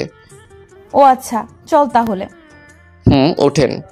কিছু দূর যাওয়ার পর আমি বললাম, নীলা আপু, সকালের ব্যবহারের জন্য আমি আসলে সরি। জানি না ঘুম থেকে উঠে কি হয়ে গেল। হুম। বিশ্বাস করুন, আমি আসলে ওইভাবে বলতে চাইনি। হুম। কি হলো, আমি কি বলছি আপনি শুনতে পাচ্ছেন? এই থাম, এখানেই থাম। হঠাৎ করে এমন বলায় ভয় পেয়ে গেলাম আর বাইকটা দাঁড় করিয়ে বললাম, কি হলো? ওইদিকে দেখ, ফুচকার দোকান, চল ফুচকা খাবো, অনেকদিন ধরে খাই না রে। বলেই হাঁটতে লাগলো। আমি আর কি বলবো, গেলাম পিছু পিছু। কিছুটা বিরক্তি নিয়ে নীলা আপুর পিছনে গিয়ে দাঁড়ালাম। তখন নীলা আপু পিছন ফিরে বলল, এই তুই খাবি? আশ্চর্য, এখানে এসেছি যখন নিশ্চয়ই খাবো। তাই কিছুটা বিরক্তি নিয়ে বললাম, না খাবো না। আচ্ছা ঠিক আছে, ওই মামা শুধু আমাকেই দেন। বিষয়টা অপমানজনক, তাই পিছনের চেয়ারটাতে ঠাস করে বসে পড়লাম। আর নীলা আপু ফুচকার প্লেটটা নিয়ে আমার পাশের চেয়ারটাতেই বসলো। একা একা খাইতেছে। আমি যে হাঁ করে বসে আছি তা আর দেখলো না। আমি নিরুপায় হয়ে বসে আছি, বলতেও পারছি না আমিও খাবো। আমিও তো অনেক দিন ধরে খাই না। তখন হঠাৎ করে আমার চোখটা আটকে গেল সামনের আরেকটা দোকানে। উঠে দাঁড়িয়ে ভালো করে দেখে নিলাম, হ্যাঁ এটা তো নিলয়। সাথে একটা শাড়ি পরা মেয়ে খুবই ক্লোজভাবে বসে আছে আর একে অপরকে খাইয়ে দিচ্ছে। তারপর আমি কিছুক্ষণ তাদের দিকে তাকিয়েছিলাম আর নীলা আপুকে বললাম, নীলা আপু। কি হয়েছে? ওটা নিলয় ভাইয়া না? কিন্তু নীলা আপু ওইদিকে একবার তাকিয়ে আমাকে বলল, তো ওনার সাথে তো একটা। ওটা ওর বউ। আমি অনেকটা অবাক হয়ে নীলা আপুর দিকে তাকিয়ে রইলাম। কি হলো ব্যাপারটা? এত বড় একটা জিনিস এত সহজে বলছে। আমি অবাক হয়ে বসে বসে এটাই ভাবতে লাগলাম। কি রে, এখানে বসে থাকবি নাকি? চল বাড়ি ফিরতে হবে। কথাটা বলে হাঁটতে লাগলো। আমি থ হয়ে দাঁড়িয়ে রইলাম। আসলে ঘটনা কি? এদিকে নীলা আপু বাইকের কাছে দাঁড়িয়ে আছে, তাই আমি গিয়ে বাইকে উঠে পড়লাম। এখন নীলা আপুকে কিছু জিজ্ঞেস করা যাবে না। যেভাবে দাঁড়িয়ে আছে মনে হয় না কিছু বলবে। সুযোগ বুঝে সব জানতে হবে। তারপর বাসাতে ফিরলাম। রাতে বিছানায় বসে শুয়ে শুয়ে পড়ছিলাম। বই পড়া বললে ভুল হবে, বই শুধু খুলেই রেখেছি। মন তো পড়ে আছে নীলা আপুর বিষয়গুলো নিয়ে। একটু পর পানি পিপাসা লেগে গেল, কিন্তু বোতলে তো পানি নাই, নিচে যাওয়ার মুড নাই। তাই মাকে কয়েকটা চিল্লানি দিলাম। তারপর বইয়ের দিকে মনোনিবেশ করার চেষ্টা করলাম। অনেকটা সময় হয়ে গেল কিন্তু মা আসছে না। তাই আবারও চিল্লানি দেওয়ার জন্য হাঁ করলাম, কিন্তু তার আগেই নীলা আপু এসে দাঁড়িয়ে আছে। রুমে ঢুকলো কখন টের তো পেলাম না। কি রে, এইভাবে গরুর মতন চিল্লাচ্ছিস কেন? আমার কাজ ছিল তাই আম্মুকে ডাকছিলাম, কিন্তু আপনাকে তো ডাকিনি, আপনি আসলেন যে। কাকিমা রান্না করতেছে, কি বলার আছে আমাকে বল। তো কি হয়েছে? আমার তো নিচে যেতে ইচ্ছে করছিল না, তাই মাকে ডাকছিলাম। আর আপনার যদি অসুবিধা হয় তো আপনাকে এনে দিতে হবে না। আম্মু ওই চুপ, দে বোতল দে। ওই যে ওখানে আছে। তারপর বোতল সেটা নিয়ে চলে গেল। একটু পর আবার আসলো নীলা আপু। এই নে তোর পানির বোতল। তখন আমি বই থেকে মুখ তুলে দেখি নীলা আপু আমার দিকে তাকিয়ে আছে। আমি বললাম, কিছু কি বলবেন? না, পরক্ষণেই আবার নীলা আপু বলে উঠল, অ্যাটলিস্ট একটা ধন্যবাদ তো দিতে পারিস নাকি? কেন? কেন মানে? আমি এতটা কষ্ট করে পানি এনে দিলাম, একটা ধন্যবাদ তো দেওয়া উচিত, তাই না? ও ধন্যবাদ। তারপর আমি আবারও বইয়ের দিকে চোখ দিলাম। তখন নীলা আপু আবারও বলে উঠল, আচ্ছা, কি পড়ছিস? বই। সেটা তো আমিও দেখতে পাচ্ছি। তাহলে জিজ্ঞাসা করছেন কেন? আজব তো, এভাবে কথা বলছিস কেন? আমি আবার কিভাবে কথা বললাম? ধুর। বিরক্তি নিয়ে রুম থেকে চলে গেল। আমি বসে বসে মুচকি মুচকি হাসতে লাগলাম। যাক, প্রতিশোধ ঠিকঠাকভাবে নেওয়া গেছে। এখন বুঝবে ফুচকার দোকানে আমার কেমন লাগছিল। কেন জানি না, খুব মজা লাগতেছে। আর নিজেকে ধরে রাখতে পারলাম না। বিছানার উপর উঠে নাচানাচি শুরু করে দিলাম। হঠাৎ করে দরজার দিকে চোখ পড়তেই কাঠ হয়ে গেলাম। নীলা আপু অবাক হয়ে চোখ বড় বড় করে আমার দিকে তাকিয়ে আছে। নীলা আবার এখানে কি করতে এলো? আমি আবার বিছানার উপর টুপ করে বসে পড়লাম আর বইটা হাতে নিয়ে ওটাতেই মুখ গুছলাম। ঘাটটা একটু কাত করে দেখলাম নীলা আপু একদম বিছানার ধারে এসে দাঁড়িয়ে আছে। তাকিয়ে দেখি মুখে আবার মুচকি হাসি। যেটা ভয় ছিল ঠিক সেটাই হলো। নীলা আপু আমাকে জিজ্ঞেস করলো, লাবিব, তুই এতক্ষণ কি করছিলি রে?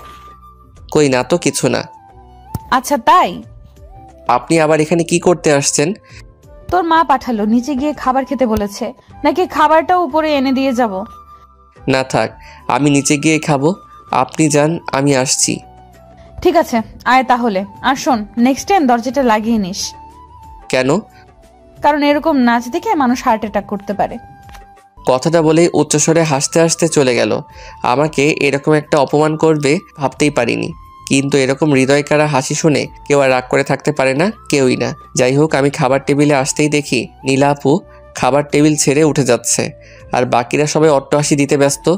অতপর এখানে কি হচ্ছে বোঝার চেষ্টা করলাম, কিন্তু কিছু বুঝতে না পেরে টেবিলে গিয়ে বললাম, জেঠিমা আমাকে খাবার দিতে দাদু জিজ্ঞেস করলো, তা দাদু ভাই, তোমার পরীক্ষা যেন কবে থেকে? এই তো পরের সোমবারে। ও, তাহলে তো আর কয়েকটা দিন মাত্র। তো প্রস্তুতি কেমন? জি, মোটামুটি ভালোই। তা পরীক্ষা শেষ হবে কবে?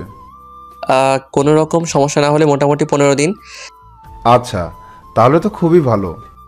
এরপর দাদু বাবা আর জেঠুকে উদ্দেশ্য করে বলল, তোরা তাহলে সবকিছু তৈরি করা শুরু কর এখন থেকেই। আর তো মাত্র কয়েকটা দিন। ক্যাটারিং নিয়ে তোদের চিন্তা করতে হবে না, ওটা আমার বন্ধু মালেক দেখে নিবে। ও অনেক ভালো জানাশোনা লোক আছে। তোরা বরং অন্যান্য দিকটা দেখ, আমি নেমন্তন্নের দিকটা দেখছি। বাবা আর জেঠু মাথা ঝাঁকালো। আমি অবাক হয়ে দাদুকে জিজ্ঞেস করলাম, বাসাতে কি কোনো অনুষ্ঠান আছে দাদু? আছে তো। কিন্তু কিসের অনুষ্ঠান? তখন মা পিছন থেকে বলল, কিসের আবার? বিয়ের অনুষ্ঠান। আমি হকচকিয়ে বললাম, বিয়ে? কার বিয়ে? কার আবার? আমাদের নীলার। কি, নীলাপুর বিয়ে? হ্যাঁ, এতটা অবাক হচ্ছিস কেন? আমাদের মেয়ে যখন বড় হয়েছে তখন বিয়ে তো দিতেই হবে। কতদিন আর এইভাবে বসিয়ে রাখবো? হ্যাঁ তা ঠিক আছে, কিন্তু কার সাথে? তখন জেঠিমা বলল, আরে সেটা বড় কথা না, বড় কথা হলো নীলার ছেলেটাকে পছন্দ হয়ে গেছে। এতদিন কত সম্বন্ধ এলো, কিন্তু নীলার কাউকে পছন্দ হয়নি। কিন্তু এবারে এক কথায় রাজি। আর নীলাকেও ছেলের বাবা মা খুব পছন্দ করেছেন। তারা চাইছে যত দ্রুত সম্ভব নীলাকে তাদের ছেলের বউ করে নিতে। আর ছেলে? তুই ছেলে নিয়ে পড়ে আছিস কেন? না মানে ছেলেরও কি নীলাপুকে পছন্দ হয়েছে? আর এমন কোনো ছেলে আছে যে আমার নীলাকে পছন্দ করবে না? তাছাড়া ছেলের মা বাবাও বলেছে যে আমাদের পছন্দ মানে ছেলের পছন্দ। কত ভালো ছেলে বল। আজকাল কি এমন ছেলে পাওয়া যায়? আমার নীলাটা খুব ভাগ্যবতী। আমি শিওর এই ছেলে আমার মেয়েকে অনেক ভালো রাখবে। ও।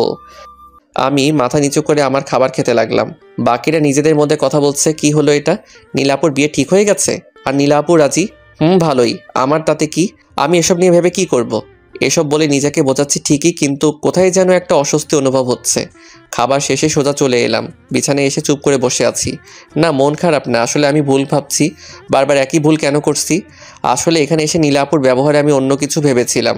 ভালোই হয়েছে এত তাড়াতাড়ি ভুলটা ভেঙে গেছে। রুমে আর ভালো লাগছে না, তাই ছাদে চলে আসলাম। ছাদের মধ্যে এসে অন্যদিকে তাকিয়ে রইলাম। আবার সেই কষ্টটা নাড়া দিয়ে উঠল। কেন এসব ভাবতে গেলাম? হঠাৎ ছাদের অন্যদিকে চোখ গেল, দেখি নীলা আপু ছাদের বেলকনিতে হেলান দিয়ে ফোন টিপছে। হয়তো আগে থেকে এখানে এসেছে, নয়তোবা আমার পরে। এলো তো এলোই, আমাকে দেখলোই না। ভেবেছিলাম আজকে নীলা আপুকে নিলয়ের ব্যাপারটা জিজ্ঞেস করব, কিন্তু এখন আর তা জানার ইচ্ছে নেই। জেনেও বা কী করবো? দেখে মনে হচ্ছে কারোর সাথে মন দিয়ে চ্যাটিং করছে। থাকা ডিস্টার্ব না করি। যেই ছাদ থেকে নিচে নামতে যাব তখনই নীলা আপু ডাক দিল আমাকে। মুখে দেখে হাসি লেগে আছে। বাহ, নিজের বিয়ের খবর শুনে এত খুশি। নীলা আপু আমার কাছে এসে হাসি মুখে জিজ্ঞেস করলো, কিরে, ছাদে কখন এলি? আবার চলেও যাচ্ছিস? এই তো হাওয়া খেতে এসেছিলাম। হাওয়া খাওয়া হয়েছে তাই রুমে যাচ্ছি, অনেক পড়া আছে। ও, তোর তো আবার কিছুদিন পর পরীক্ষা। যা, পড়তে বস গিয়ে। কোনো সমস্যা হলে আমাকে বলবি। আচ্ছা। আমি এটা বলেই চলে এলাম। আমি ভেবেছিলাম যে আমাকে ডেকে কথা বলবে, এভাবে যে তাড়িয়ে দেবে তা ভাবিনি। মুখে কি হাসি দেখো। আরে বাবা, বিয়ে হতে যাচ্ছে তাতে কি? এত আদিক্ষেতা দেখানোর কি আছে? ফালতু। শেষ পরীক্ষাটা দিয়ে এসে দেখি বাড়িতে লোকজনের অভাব নেই, সবাই কাজ করছে। বাড়িটা সুন্দর করে সাজানো হচ্ছে আর কি, আর নানা রঙের বাতি দিয়ে সাজানো হচ্ছে। এই বাড়িতে বিয়ে বলে কথা। আমি এদিক ওদিক তাকিয়ে নিজের রুমে যাচ্ছিলাম। সবাই দেখি খুব ব্যস্ত। আমি কারো নজরে পড়লাম না মনে হয়। আজকে আমার শেষ পরীক্ষা ছিল, কিন্তু মনে হচ্ছে এমন কেউ এই বাসাতে নেই যে আমার পরীক্ষা কেমন হলো তা জিজ্ঞেস করবে। আমি নিজের রুমে এসে চুপচাপ বসে রইলাম। কিছুক্ষণ বসে থাকার পর আর ভালো লাগছে না, তাই ভাবছি ছাদে যাই, যদি একটু ভালো লাগে। কিন্তু বাইরে এসে দেখি ছাদে এক প্রকার জলসা চলছে। সবাই মিলে আড্ডা দিচ্ছে আর হাসাহাসি করছে। সবার মাঝখানে বসে আছে নীলা আপু, সেও সবার সাথে হাসছে। নীলা আপুর হাসির শব্দটা বরাবরই সুন্দর। সবার হাসির মাঝেও এই হাসিটা আলাদা করা যায়। কিছুক্ষণ সেখানে তাকিয়ে থেকে আবার নিজের রুমে চলে এলাম। এখন কি শান্তিতেও ছাদে যেতে পারবো না? রুমে এসে গালে হাত দিয়ে বসে আছি। মেজাজটাই খারাপ হয়ে যাচ্ছে। বসে থাকতে থাকতে ক্ষুধাও লাগছে অনেক। আসলে দুপুরে কিছু খাওয়া হয়নি। ক্ষুধা আর সহ্য করতে না পেরে নিচে চলে এলাম। নিচে এসে আম্মুকে পেয়ে গেলাম, কার সাথে জানি কথা বলছে। তাই তার পাশে গিয়ে দাঁড়ালাম আর বলতে লাগলাম, মা মা মা, ওই আন্টিটার সাথে কথা বলছে। আমি যে ডাকতেছি সেটা মনে হয় শুনতেই পাচ্ছে না। মা। এটা কি ধরনের ব্যবহার লাবিব? তুই দেখছিস না একজনের সাথে কথা বলছি? কিন্তু মা, আমার খিদে। আমার কথা শোনার আগেই আম্মু সে আন্টির সাথে কথা বলতে বলতে হেঁটে চলে গেল, আর আমি হাঁ হয়ে তাকিয়েছিলাম। এমনটাও আমার সাথে হবার ছিল? এতদিন আম্মু খাবার নিয়ে আমার পিছু পিছু ঘুরতো, আর আজকে আমি নিজে থেকে চাচ্ছি তবুও পাচ্ছি না। মনে হচ্ছে না এটা আমার নিজের বাড়ি, আর বাড়ির মানুষগুলো আমার আপনজন। সবাই আজকে এতটা ব্যস্ত যে আমাকে ভুলেই গেছে। কিছুক্ষণ ছন্নছাড়া হয়ে এদিক সেদিক ঘুরলাম, যদি আমার মুখ দেখে কারো মায়া হয় আর কি।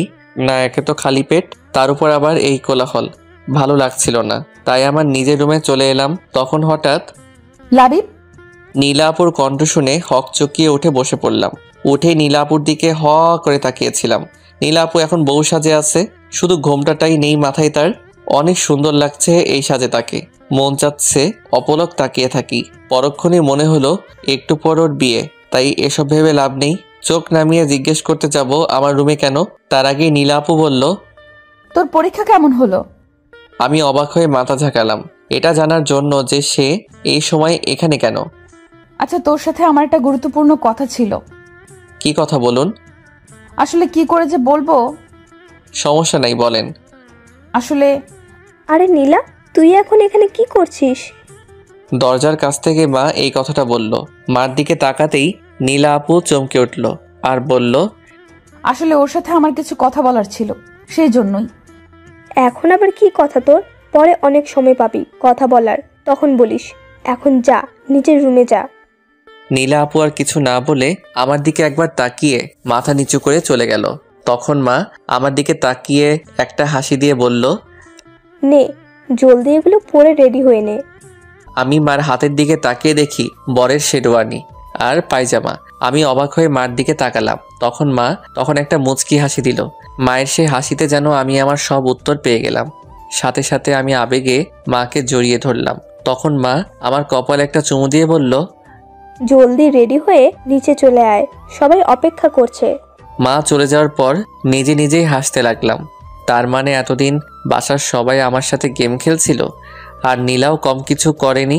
আমি এতদিন বোকার মতো অসহায় হয়ে সব কিছু সহ্য করে গেছি। এখন আমি নীলার পাশে বরের বেশে বসে রয়েছি। কখনো ভাবতেও পারিনি এই দিনটা আসবে। অন্যান্য লোকেরা আমাদের সামনে বসে আছে আর আমার নিকটে বসে আছে কাজী। এক অসাধারণ অনুভূতি হচ্ছে। স্বপ্নের ভাবতে পারিনি নীলা আর আমার বিয়ে হবে।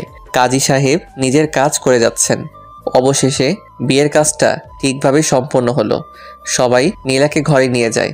একটু পর দাদু কাছে এলো, আমার আর নানা কথা বলতে লাগলো। আমি শুনেই যাচ্ছি। কিছুক্ষণ পর বিরক্ত হয়ে গেলাম। বুড়ো কথা বলছে তো বলেই যাচ্ছে। অবশেষে বুড়োর কথা থেমেছে। রাত 12টায় আমি দৌড়ে নীলার ঘরের সামনে গেলাম। মানে এটাই এখন আমাদের বাসর ঘর। আমি দরজার সামনে এসেই কয়েকটা বড় বড় নিঃশ্বাস ছাড়লাম। কয়েক সেকেন্ডে যেন হার্টবিট ডাবল হয়ে গেছে। বুকটা ধরফর ধরফর করছে। যাই হোক, সাহস করে দরজা খুলতে গেলাম। এ কি, দরজা তো খুলছে না। মনে হয় ভিতর থেকে লক করা, কিন্তু বাসর ঘরে তো বর্ণা ঢোকার আগে দরজা লক হয় না। আবার চেষ্টা করলাম কিন্তু দরজা খুলছে না। তাই বাধ্য হয়েই দরজায় টোকা দিলাম। বেশ কিছুক্ষণ অপেক্ষা করার পর দরজাটা খুলে গেল। দরজা একটু ফাঁক হতেই আমি ভিতরে বুকে পড়লাম। গিয়ে হা করে দাঁড়িয়ে রইলাম। আমার বউ গেল কই? না মানে বউ আছে, কিন্তু বউ আর বউ নেই।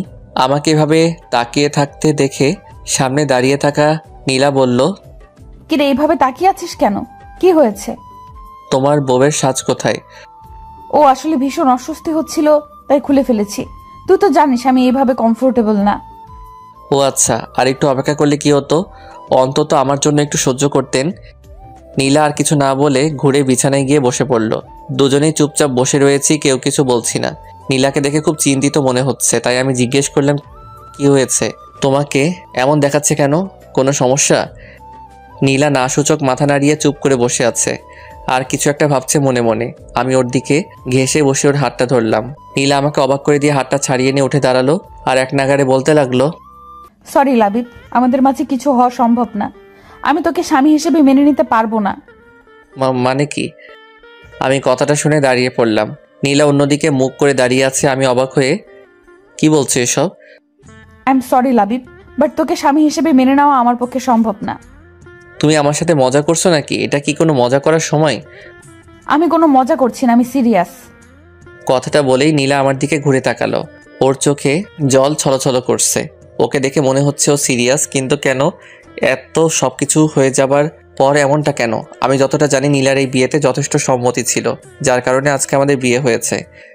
দেখো, আমি সত্যিই বুঝতে পারছি তুমি কি বলছো, কিন্তু এখন এইসব বলার মানে কি? আর কেনই বা বলছো? আমি সরি লাবিব। আরে কাঁদছো কেন? বিশ্বাস কর, আমি তোকে কষ্ট দিতে চাইনি আর ঠকাতেও চাইনি। আমি অনেক চেষ্টা করেছিলাম। মানে কি হয়েছে একটু বলবে? আর এই কান্নাকাটি বন্ধ করো। আমি সরি। বুঝতে পারছি না আমি কি করব। এখন তো আমার কাঁদা উচিত, কিন্তু এ কেন কাঁদছে? তখন নীলা চোখ মুছতে মুছতে বলল, তোর মনে আছে বিয়ে হওয়ার আগে তোর রুমে গেছিলাম? আছে। তুমি কিছু একটা বলতে চাইছিলে, কিন্তু আম্মু আশায় বলতে পারোনি।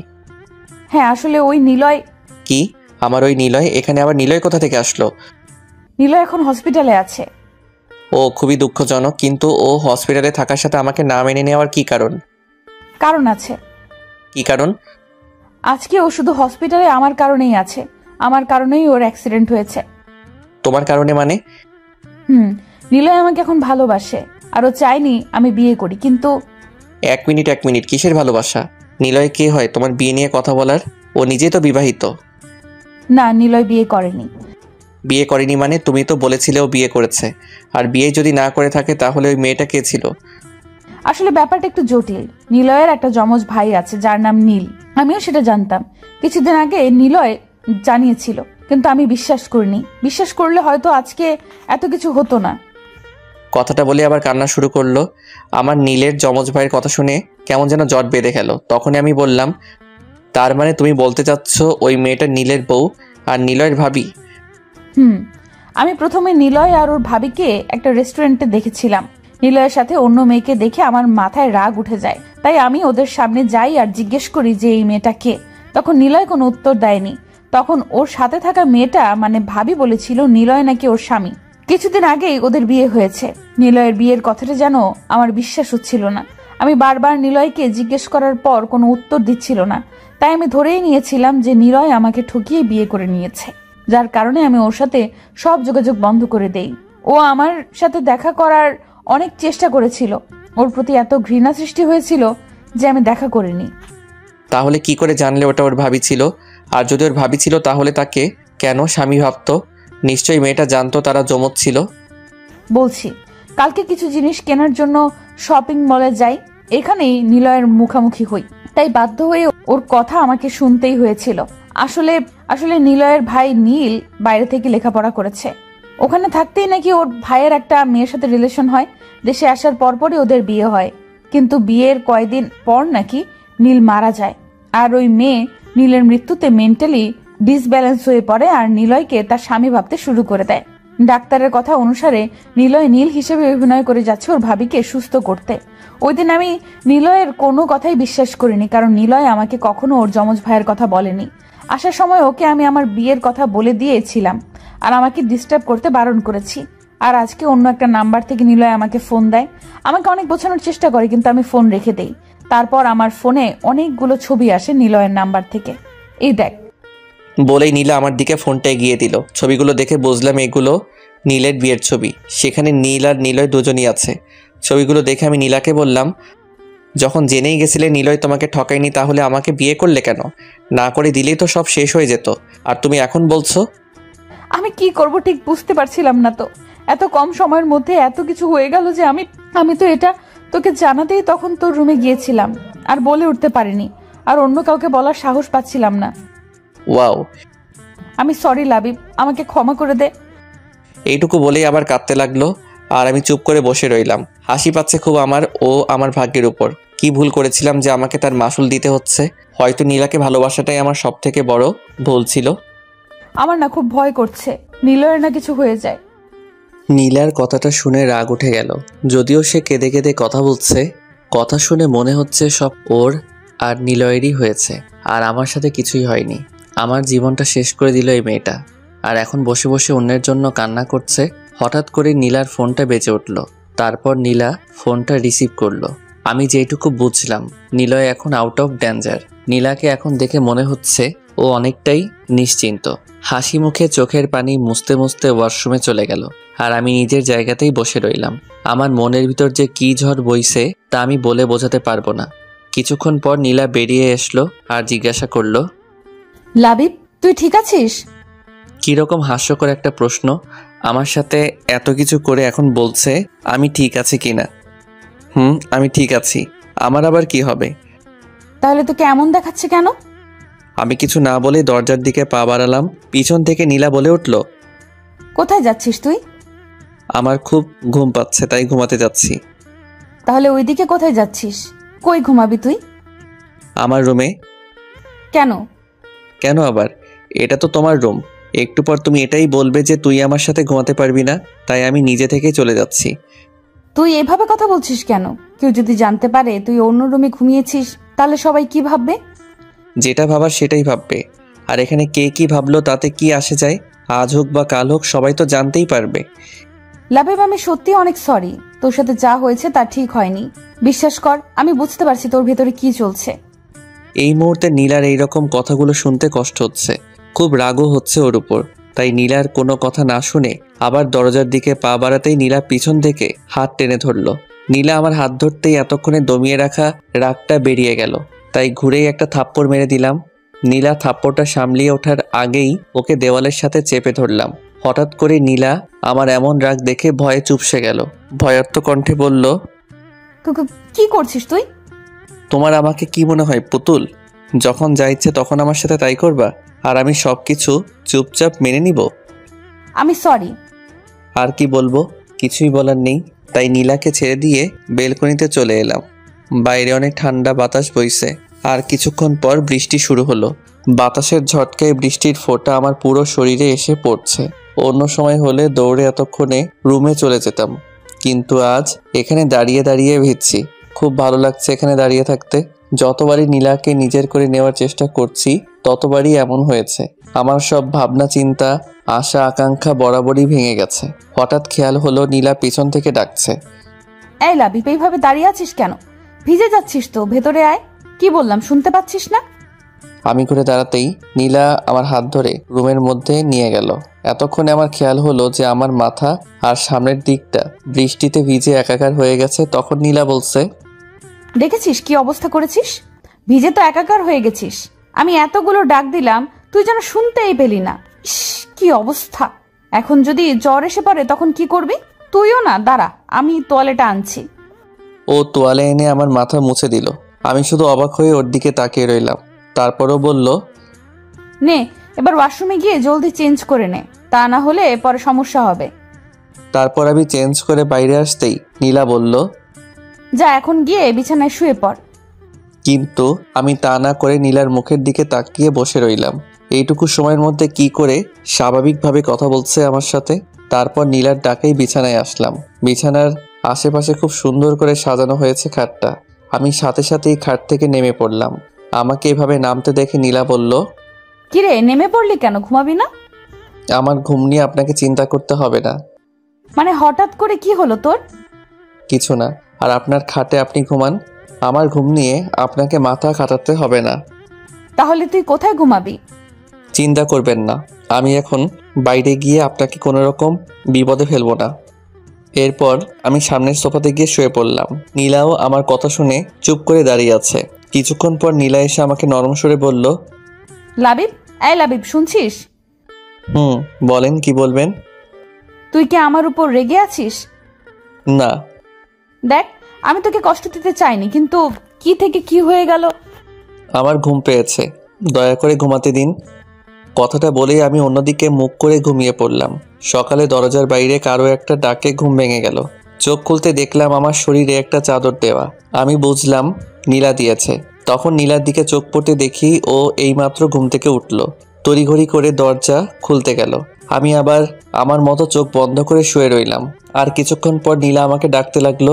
নীলার হাত আমার কপালে অনুভব করতে সোজা আমি উঠে পড়লাম। একটা মিষ্টি হাসি দিয়ে বলল, যাক, জ্বরটা মনে হয় নেমে গেছে। আমার জ্বর আসছিল? আসছিল তো। রাতে বেশ ভালোই জ্বর এসেছিল। ও। রাতেই বুঝেছিলাম যে তোর জ্বর আসবে, তাই আর ঘুমোইনি। কেন ঘুমাননি কেন? আমি ঘুমালে তোর জ্বরটা কি কমতো নাকি? আমার জন্য আপনাকে রাত জাগতে বলেছি নাকি? এছাড়া এই জ্বর আমার কাছে নতুন কিছু না। আরে, এটা কি ধরনের কথা? তোকে ওভাবে কষ্ট পেতে দেখবো নাকি? ও আচ্ছা, আমার কষ্ট নিয়ে আপনি এতটা ভাবেন? অনেক ধন্যবাদ আপনাকে। নীলা আমার কথার খোঁচাটা বুঝতে পেরে চুপ করে মাথা নিচু করে বলল, এভাবে বলছিস কেন? আমি তো ইচ্ছে করে তোর সাথে এমনটা করিনি। তো একবারও বলিনি আপনি ইচ্ছে করে এমনটা করেছেন। এটা আমার ভাগ্যে ছিল, আপনার কোনো দোষ নেই। লাবিব দেখ, আমরা চাইলেই কিন্তু ব্যাপারটা সহজ করতে পারি। আপনার কাছে এই ব্যাপারটা যতটা সহজ মনে হচ্ছে, আমার কাছে এই ব্যাপারটা ততটাই কঠিন। অবশ্য আপনি এটা বুঝবেন না। বুঝলে হয়তো এমনটা আমার সাথে হতো না। লাবিব, আপনি চিন্তা করবেন না, আর আপনি নিশ্চিন্ত থাকতে পারেন যে আমি আপনাকে কখনো আটকাবো না, আর আটকানোর চেষ্টাও করব না। আপনি যখনই চান তখনই আপনি নিলয়ের কাছে যেতে পারেন। আর একটা কথা, ভবিষ্যতে আমার প্রতি আর দয়া দেখাতে আসবেন না, ওইটা আরো বেশি কষ্ট দেয়। নীলা কিছু বলতে চাচ্ছিল, কিন্তু আমি সোজা ওয়াশরুমে চলে আসলাম। ফ্রেশ হয়ে আসতেই নীলা বলল, আমাদের নিচে যেতে বলে গেছে, তুই দাঁড়া, আমি আসতেছি। তারপর নাস্তা করে আমি ড্রয়িং রুমে বসে আছি বাকি সবার মতো। বাকি সবাই বলতে দাদু আর জেঠুই বসে আছে। বাবা অফিসের জন্য বেরিয়ে গেছেন। আমি ফোন টিপছিলাম।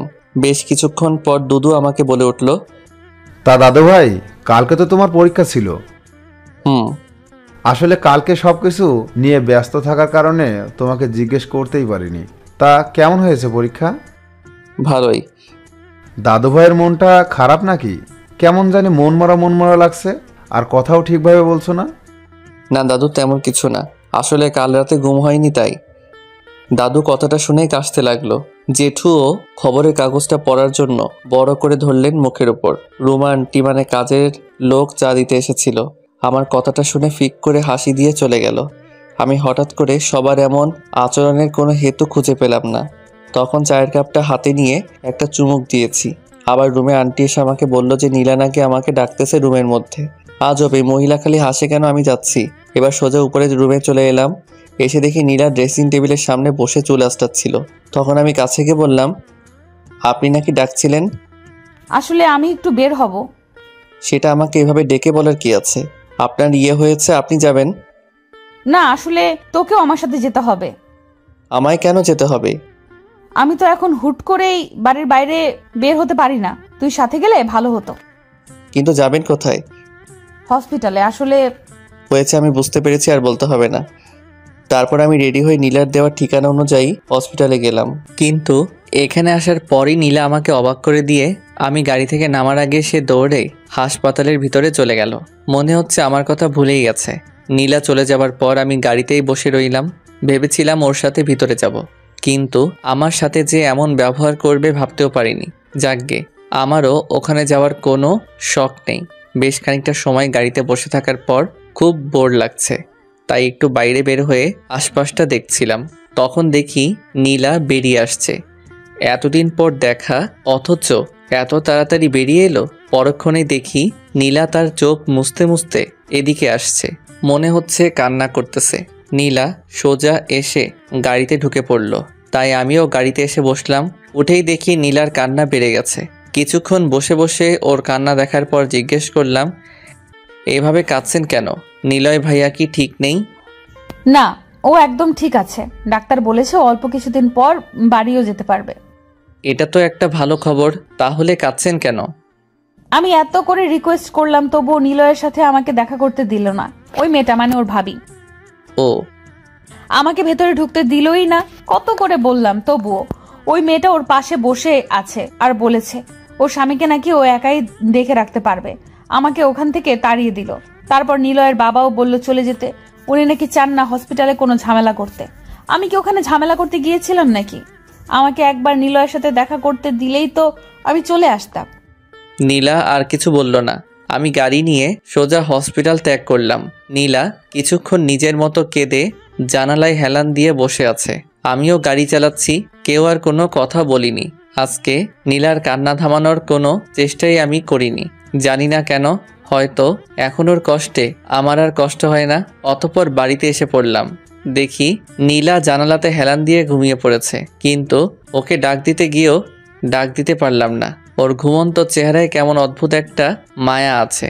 একবার তাকালে তাকিয়ে থাকতে মন চায়। এভাবেই কেটে গেল কিছুক্ষণ। আমার ফোনের শব্দে নীলার ঘুম ভেঙে গেল। আমিও সাথে সাথে অন্যদিকে তাকালাম। একটু স্বাভাবিকভাবে কলটা ধরলাম, আর নীলা আমার দিকে তাকিয়ে থেকে বাড়ির ভিতরে চলে গেল। বিকালের দিকে অফিস থেকে ফিরছিলাম। আপনাদের তো বলাই হয়নি, আমি আমাদের অফিসে বাবা আর দাদুর কথায় জয়েন করেছি। হঠাৎ একটা পার্কের সামনে নীলাকে দেখে থেমে গেলাম। খুব বিচলিত দেখাচ্ছিল নীলাকে। দেখে মনে হচ্ছে কারোর জন্য অপেক্ষা করছে, আর বারবার কাকে যেন ফোন করছিল, আর প্রত্যেকবার বিরক্তি নিয়ে ফোনটা কান থেকে নামিয়ে নিচ্ছিল। আমি ভাবলাম ওর হয়তো কোনো সমস্যা হয়েছে, তাই গাড়ি থেকে নেমে ওর দিকে এগোতে গিয়েই আবার থেমে গেলাম। কারণ নিলয় এসে ওখানে উপস্থিত হয়েছে। হয়তো সে এতক্ষণ তার জন্যই অপেক্ষা করছিল। নিজের উপরেই রাগ হলো। শুধুই ওখানে যাচ্ছিলাম। আমি কেন যে ভুলে যাই, তাই আমি গাড়ি স্টার্ট দিয়ে বাসার দিকে চলে এলাম, ওদেরকে পিছনে ফেলে। আসলে আমার আর নীলার বিয়ের প্রায় 2 মাস হয়ে গেছে। এই 2 মাসে আমরা নিজেদের মতো গুছিয়ে নিয়েছি। এখন আর কোনো প্রবলেম হয় না। মানে প্রথমে প্রবলেম হতো নীলার সাথে এভাবে থাকতে, আবার পরিবারের সামনে ভালো বউ বরের নাটক করতে। এখন আমরা যে যার ইচ্ছা মতো লাইফ স্পেন্ড করছি, মানে একসাথে একই ঘরে থাকি, কিন্তু কেউ কারো লাইফ নিয়ে কিছু বলি না। আমি যথারীতি আমার পড়াশোনা চালিয়ে যাচ্ছি, আর মাঝে মধ্যে অফিস। এক কথায় সবসময় নিজেকে ব্যস্ত রাখছি। নিজে যদি ব্যস্ত থাকি তাহলে অন্যের লাইফ নিয়ে মাথা ঘামানোর কোনো প্রশ্নই ওঠে না। আর নীলাও আছে নিজের মতো। ওর ফাইনাল ইয়ারের এক্সাম দিছে কিছুদিন আগে। নিলয় হসপিটাল থেকে ছাড় পেয়েছিল 15 দিন আগে। আর নীলা ও নিলয়ের সম্পর্ক ঠিক আগের মতোই ভালো হয়ে গেছে। ওরা যেমন প্রেমিক প্রেমিকা ছিল ঠিক তেমনই আছে। নিয়মিত দেখা, কথা, ফোনে কথা বলা সব ঠিকঠাকই চলছে। আদিবাকে মানে নিলয়ের ভাবিকে নিয়ে যে সমস্যা হতো তা এখন আর হয় না, কারণ নীলা তো সব জেনে গেছে। জানি না ওরা এখনো কিসের অপেক্ষা করছে। বিয়ে করে নিলেই তো পারে, এতে আমি একেবারের জন্যেই মুক্তি পেয়ে যেতাম। এসব নাটক আর ভালো লাগছে না। আসলে এটা পারলে ওরা এতদিনে করেই ফেলতো, কিন্তু আইনের কারণে পারছে না। আগে তো আমার থেকে ডিভোর্সটা নিতে হবে, আর 6 মাস না হলে ডিভোর্সটা হবে না। এক কথায় 3 জনই ঝুলে আছি সময়ের বাঁধনে। সময় শেষ হলে সবাই মুক্তি। রুমে ঢুকেই ফ্রেশ হয়ে বিছানায় বসলাম। তখন চোখে পড়ল ফ্লোরে পড়ে থাকা কাগজের দিকে। আমি উঠে গিয়ে কাগজটা হাতে নিলাম। সেখানে কিছু লেখা আছে, তাই কাগজটা উল্টিয়ে ভাঁজ করলাম। খুলেই অবাক হলাম, কারণ এটা একটা চিঠি, আর এই চিঠিটা নীলাকে লেখা হয়েছে। অন্যের চিঠি আমার পড়া উচিত না, তাই চিঠিটা নীলার ড্রেসিং টেবিলের উপর রেখে দিলাম। তারপর আমি আবার আগের জায়গায় এসে বসে পড়লাম। ফোন নিয়ে ফেসবুকে ঢুকে নিউজ ফিড ঘাঁটছি, কিন্তু বারবার চোখটা ওই চিঠির দিকেই যাচ্ছে। শান্তি পাচ্ছি না কোনো মতেই, তাই আর থাকতে না পেরে চিঠিটা নিয়ে এসে পড়তে লাগলাম। লেখা ছিল, প্রিয় নীলা, কিছুদিন থেকে আমি তোমাকে একটা কথা বলবো, কিন্তু বলে উঠতে পারছি না। যদিও এটা তোমাকে এখন বলা জরুরি। যতবারই বলতে গেছি ততবারই আটকে গেছি কোনো না কোনো কারণে। আমি এটা বুঝতে পেরেছি যে আমি এই কথাগুলো তোমার সামনাসামনি বলতে পারবো না, তাই বাধ্য হয়ে এই চিঠিটা লিখেছি। আমি জানি তুমি এই চিঠিটা পড়লে হয়তোবা রাগ করবে, নয়তোবা কষ্ট পাবে। আমি আগেই সেজন্য ক্ষমা চেয়ে নিচ্ছি। আসলে কথাটা হলো, আমি মনে করি আমাদের এখন একটা সিদ্ধান্ত নিতে হবে, কিন্তু তার আগে তোমাকে কিছু জানিয়ে দেওয়া দরকার। আমার ভাই নীল ও তার বউয়ের সম্পর্কে তুমি সবই জানো। নীলের বউ আদিবা আমাকে নীল ভাবে, জানো। আমি ভেবে পাচ্ছি না একটা মানুষ কি করে একজনকে এতটা ভালোবাসতে পারে। তার ভালোবাসার মানুষ যে আর নেই সে তা বিশ্বাস করে না। যে কয়দিন আমি হাসপাতালে থেকেছি আমি বুঝেছি যে আদিবা মেয়েটা কতটা সহজ সরল। ওর মনে যেন শুধু ভালোবাসা আর কিছুই নেই। ওর সবটুকু ভালোবাসা দিয়ে আমাকে খুব যত্ন করে সুস্থ করে তুলেছে। এক মুহূর্তের জন্যও সে আমাকে একা ফেলে যায়নি, সবসময় আমার পাশেই ছিল। ভাবতে পারছো তার মনে কি পরিমাণ ভালোবাসা আছে? যদিও আমি জানি এই ভালোবাসাটা আমার জন্য নয়, নীলের জন্য। আর কি জানো, আমি তার এই ভালোবাসাটাকে ভালোবেসে ফেলেছি নিজের অজান্তেই। আর আমি এটা চাই না কখন আদিবা এই সত্যটা জানুক যে তার নীল মারা গেছে। আমি ওকে কষ্ট পেতে দেখতে পারবো না। আমি সারা জীবন ওর সাথে নীল হয়েই থাকতে চাই। আশা করছি তুমি বুঝতে পারছো আমি কি বোঝাতে চেয়েছি। দেখো, এটাই হয়তো আমাদের ভাগ্যে ছিল। তা না হলে দেখো, তুমি আমাকে অন্য একটা মেয়ের সাথে দেখেও ভুল বুঝলে, আর সত্যটা না শুনে তুমি বিয়ে করে নিলে, বা বিয়ে হয়ে যায়। এত কিছু হয়তো এজন্যই হয়েছে। আর তাছাড়া লাবিব তোমাকে ভালোবাসে, আর আমাদের এটাই মেনে নেওয়া উচিত। এটাই আমাদের সবার জন্য ভালো হবে। আমাকে ক্ষমা করে দিও, আমি তোমাকে না জানিয়ে আদিবাকে বিয়ে করে নিয়েছি। দেখো, লাবিব তোমার বিয়ে করা স্বামী, আর বিয়েটা কোনো ছেলে খেলা নয়। আর আমি চাই তুমি লাবিবকে নিয়ে সুখে থাকো। ইতি, নিলয়। চিঠিটা পড়ার পর আমি কিছুক্ষণ স্থির হয়ে বসে রইলাম। চিঠিটার কথাগুলো কেন জানি না বিশ্বাস হচ্ছে না, তাই চিঠিটা আবার ফার্স্ট টু লাস্ট পড়লাম। না, সব তো ঠিক আছে। তার মানে চিঠিটার এই মানে বোঝায় যে নিলয় আর নীলার সাথে সম্পর্ক রাখতে চায় না। সে বিয়ে করে নিয়েছে আর নীলাকে বলে দিয়েছে আমার সাথে সুখে থাকতে। ওয়াও! অতঃপর চিঠিটা যে রকমভাবে ছিল সেইভাবে আবার ফ্লোরে রেখে দিলাম। কি আজব পাবলিক মাইরি! এই নিলয় প্রথমে তো হঠাৎ করে ফিরে এসে আমার বিয়ের 12টা বাজিয়ে দিল, আর এতদিন পর বলছে আমার সাথে সুখে সংসার করতে। What a jokes! তাহলে এবার নীলা কি করবে? আমার কাছে ফিরে আসবে? ফিরে আসলেই বা কি? আমি আর নিজেকে কষ্ট দিতে চাই না। এমনিতেই এই মেয়ে আমার 16 আনা জীবনের 12 আনায় ধ্বংস করে, বাকিটা আঁকড়েই আমি বেঁচে আসছি আর নয়। কিন্তু নীলাকে এত কিছু এত সহজে মেনে নেবে মনে হয় না। আমি কেন এত চিন্তা করছি? ওদের বিষয় ওরাই বুঝে নিবে, আমি না হয় আমার মতোই থাকি। হঠাৎ মনে প্রশ্ন জাগলো, চিঠিটা এইভাবে পড়ে আছে কেন? নীলা কি চিঠিটা পেয়েছে? না না, চিঠিটা যখন নীলার জন্য এসেছে তখন সে নিশ্চয়ই পেয়েছে। আর এই জন্য হয়তো নীলা বাইরে ওই পার্কে গেছে নিলয়ের সাথে দেখা করতে। যদি তাই হয় তবে সে এই চিঠিটা এইভাবে কেন রেখে গেল? অন্য কেউ যদি এটা দেখতে পেত তাহলে বড় ধরনের সমস্যা হতো, নাকি এটা ভুল করেই এখানে পড়ে গেছে কি জানি। অতঃপর আমি ওয়াশরুমে গেলাম ফ্রেশ হতে। চিঠিটা তার জায়গাতে পড়ে আছে। কিছুক্ষণ পর বের হয়ে দেখি নীলা চলে এসেছে। হাত দিয়ে মুখ ঢেকে বিছানার কিনারায় বসে আছে। আমি কাছে গিয়ে হালকা একটু কাশতেই নীলা চমকে উঠে দাঁড়িয়ে পড়ল। কি হলো ওর? এভাবে চমকানোর কি আছে? তাকিয়ে দেখি ওর চোখ মুখ অন্যরকম হয়ে আছে, মনে হয় কেঁদেছে। তখন আমি জিজ্ঞেস করলাম, কোনো সমস্যা? নীলা শুধু মাথা নাড়িয়ে না উত্তর দিয়ে আবার আগের জায়গায় বসলো। আমার দিকে কেমন করে যেন তাকিয়েছিল। আর তখনই আমার চোখ ফ্লোরের দিকে যায়। দেখি চিঠিটা নেই। মনে হয় নীলা রুমে এসে চিঠিটা কুড়িয়ে নিয়েছে। আমি পানি খাবার জন্য টেবিলের দিকে যাচ্ছিলাম, কিন্তু লক্ষ্য করলাম নীলা বারবার আমার দিকে তাকাচ্ছে। ও কি বুঝে গেছে আমি চিঠিটা পড়েছি, নাকি অন্য কোনো কারণ? ওর এইভাবে তাকানো আমার খুব অস্বস্তি লাগছিল, কিন্তু আমি নিজেকে যতটা সম্ভব স্বাভাবিক রেখে নিজের কাজে মন দিলাম। টেবিলে বসে বইয়ে মুখ গুজে বসে আছি সেই অনেকক্ষণ ধরে, কিন্তু মনোসংযোগ দিতে পারছি না। তার কারণটা হলো নীলা। অন্যদিন এই সময়টা নীলা ঘুমায় নয়তো বই পড়ে, কিন্তু আজকে কিছুই করেনি। বসে বসে কি জানি ভাবছিল। তখন নীলা হঠাৎ করে উঠে বাইরে চলে গেল। তখন আমি ওর চলে যাবার দিকে একবার তাকিয়ে আবার বইয়ে মন দিলাম। সকালে ঘুম থেকে উঠে খেয়ে দিয়ে আমি বেরিয়ে গেলাম। নীলাকে নিয়ে একটু ভাবনায় আছি এখনো। আসলে আমি ভেবেছিলাম নীলা কাল রাতেই আমাকে কিছু হয়তো বলবে, কিন্তু কিছুই বলেনি, সম্পূর্ণ চুপচাপ ছিল। আর রাতে আমার ঘুম ভেঙে গিয়েছিল নীলার গলার আওয়াজে। উঠে দেখি নীলা বেলকনিতে দাঁড়িয়ে ফোনে কথা বলছিল খুব করুণ স্বরে, আর কান্নাও করছিল। আমি বুঝিনি ও হয়তো নিলয়ের সাথে কথা বলছিল। কিছুক্ষণ পর নীলা ঘরে এসে আবার কান্নাকাটি শুরু করে। আমি ওর কান্না শুনতে শুনতেই ঘুমিয়ে পড়েছিলাম। সকালে ঘুম থেকে উঠে ওর সাথে আমার কোনো প্রকার কথা হয়নি। ক্যাম্পাসে বসে বন্ধুদের সাথে আড্ডা দিচ্ছিলাম, তখন মা কল দিল। মা ফোন দিয়ে জলদি করে হাসপাতালে যেতে বলল। আমি কোনো প্রশ্ন করার আগেই মা ফোন কেটে দেয়। হাসপাতালে কেন? কারো কিছু হয়েছে নাকি? অতঃপর হসপিটালের দিকে রওনা দিলাম। হসপিটালে গিয়ে দেখি দাদু, বাবা মা, জেঠু সবাই দাঁড়িয়ে আছে, কিন্তু নীলা নেই। তাহলে নীলার কিছু হয়েছে নাকি? কথাটা ভাবতেই আমার বুকের ভিতরটা কেমন জানি হুড়মুড়িয়ে উঠল। আমি সবার সামনে পৌঁছাতেই জেঠিমা আমাকে জড়িয়ে ধরে কান্না করতে লাগলো। আমি ভ্যাবাচাকা খেয়ে দাঁড়িয়ে রইলাম। তখনই জিজ্ঞেস করলাম কি হয়েছে। বলল নীলা সুইসাইড করেছে, আর ভিতরে তারই চিকিৎসা চলছে। আমি জেঠিমাকে ছাড়িয়ে এক কোণায় গিয়ে দাঁড়িয়ে পড়লাম। নীলা আত্মহত্যা করতে গেল কেন? তাহলে কি ওই চিঠির কথাগুলোর জন্য করেছে? নীলয়ের জন্য এত টান ভালোবাসে কি না হয়?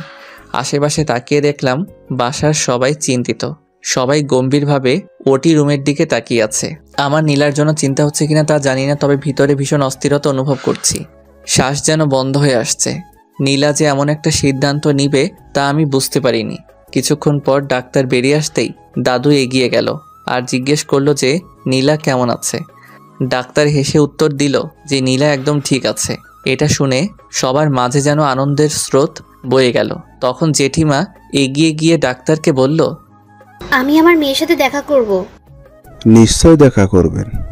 আমরা তাকে অন্য একটা রুমে শিফট করে দিচ্ছি, তারপর দেখা করুন। রোগী যেন কোনো কিছুতেই অস্বস্তিত না হয়, সেদিকে খেয়াল রাখবেন প্লিজ। তারপর ডাক্তার চলে যায়।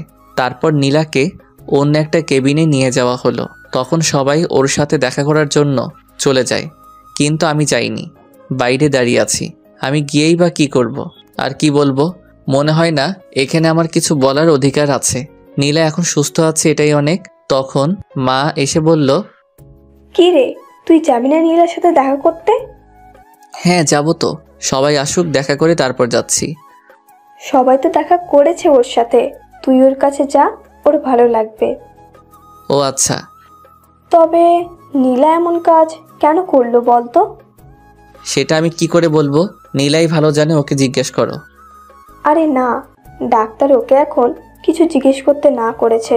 আচ্ছা তুই ভিতরে যা, দেখিস আবার ওকে কিছু বলতে যাস না, ওর কাছ থেকে পরে শুনে নেব।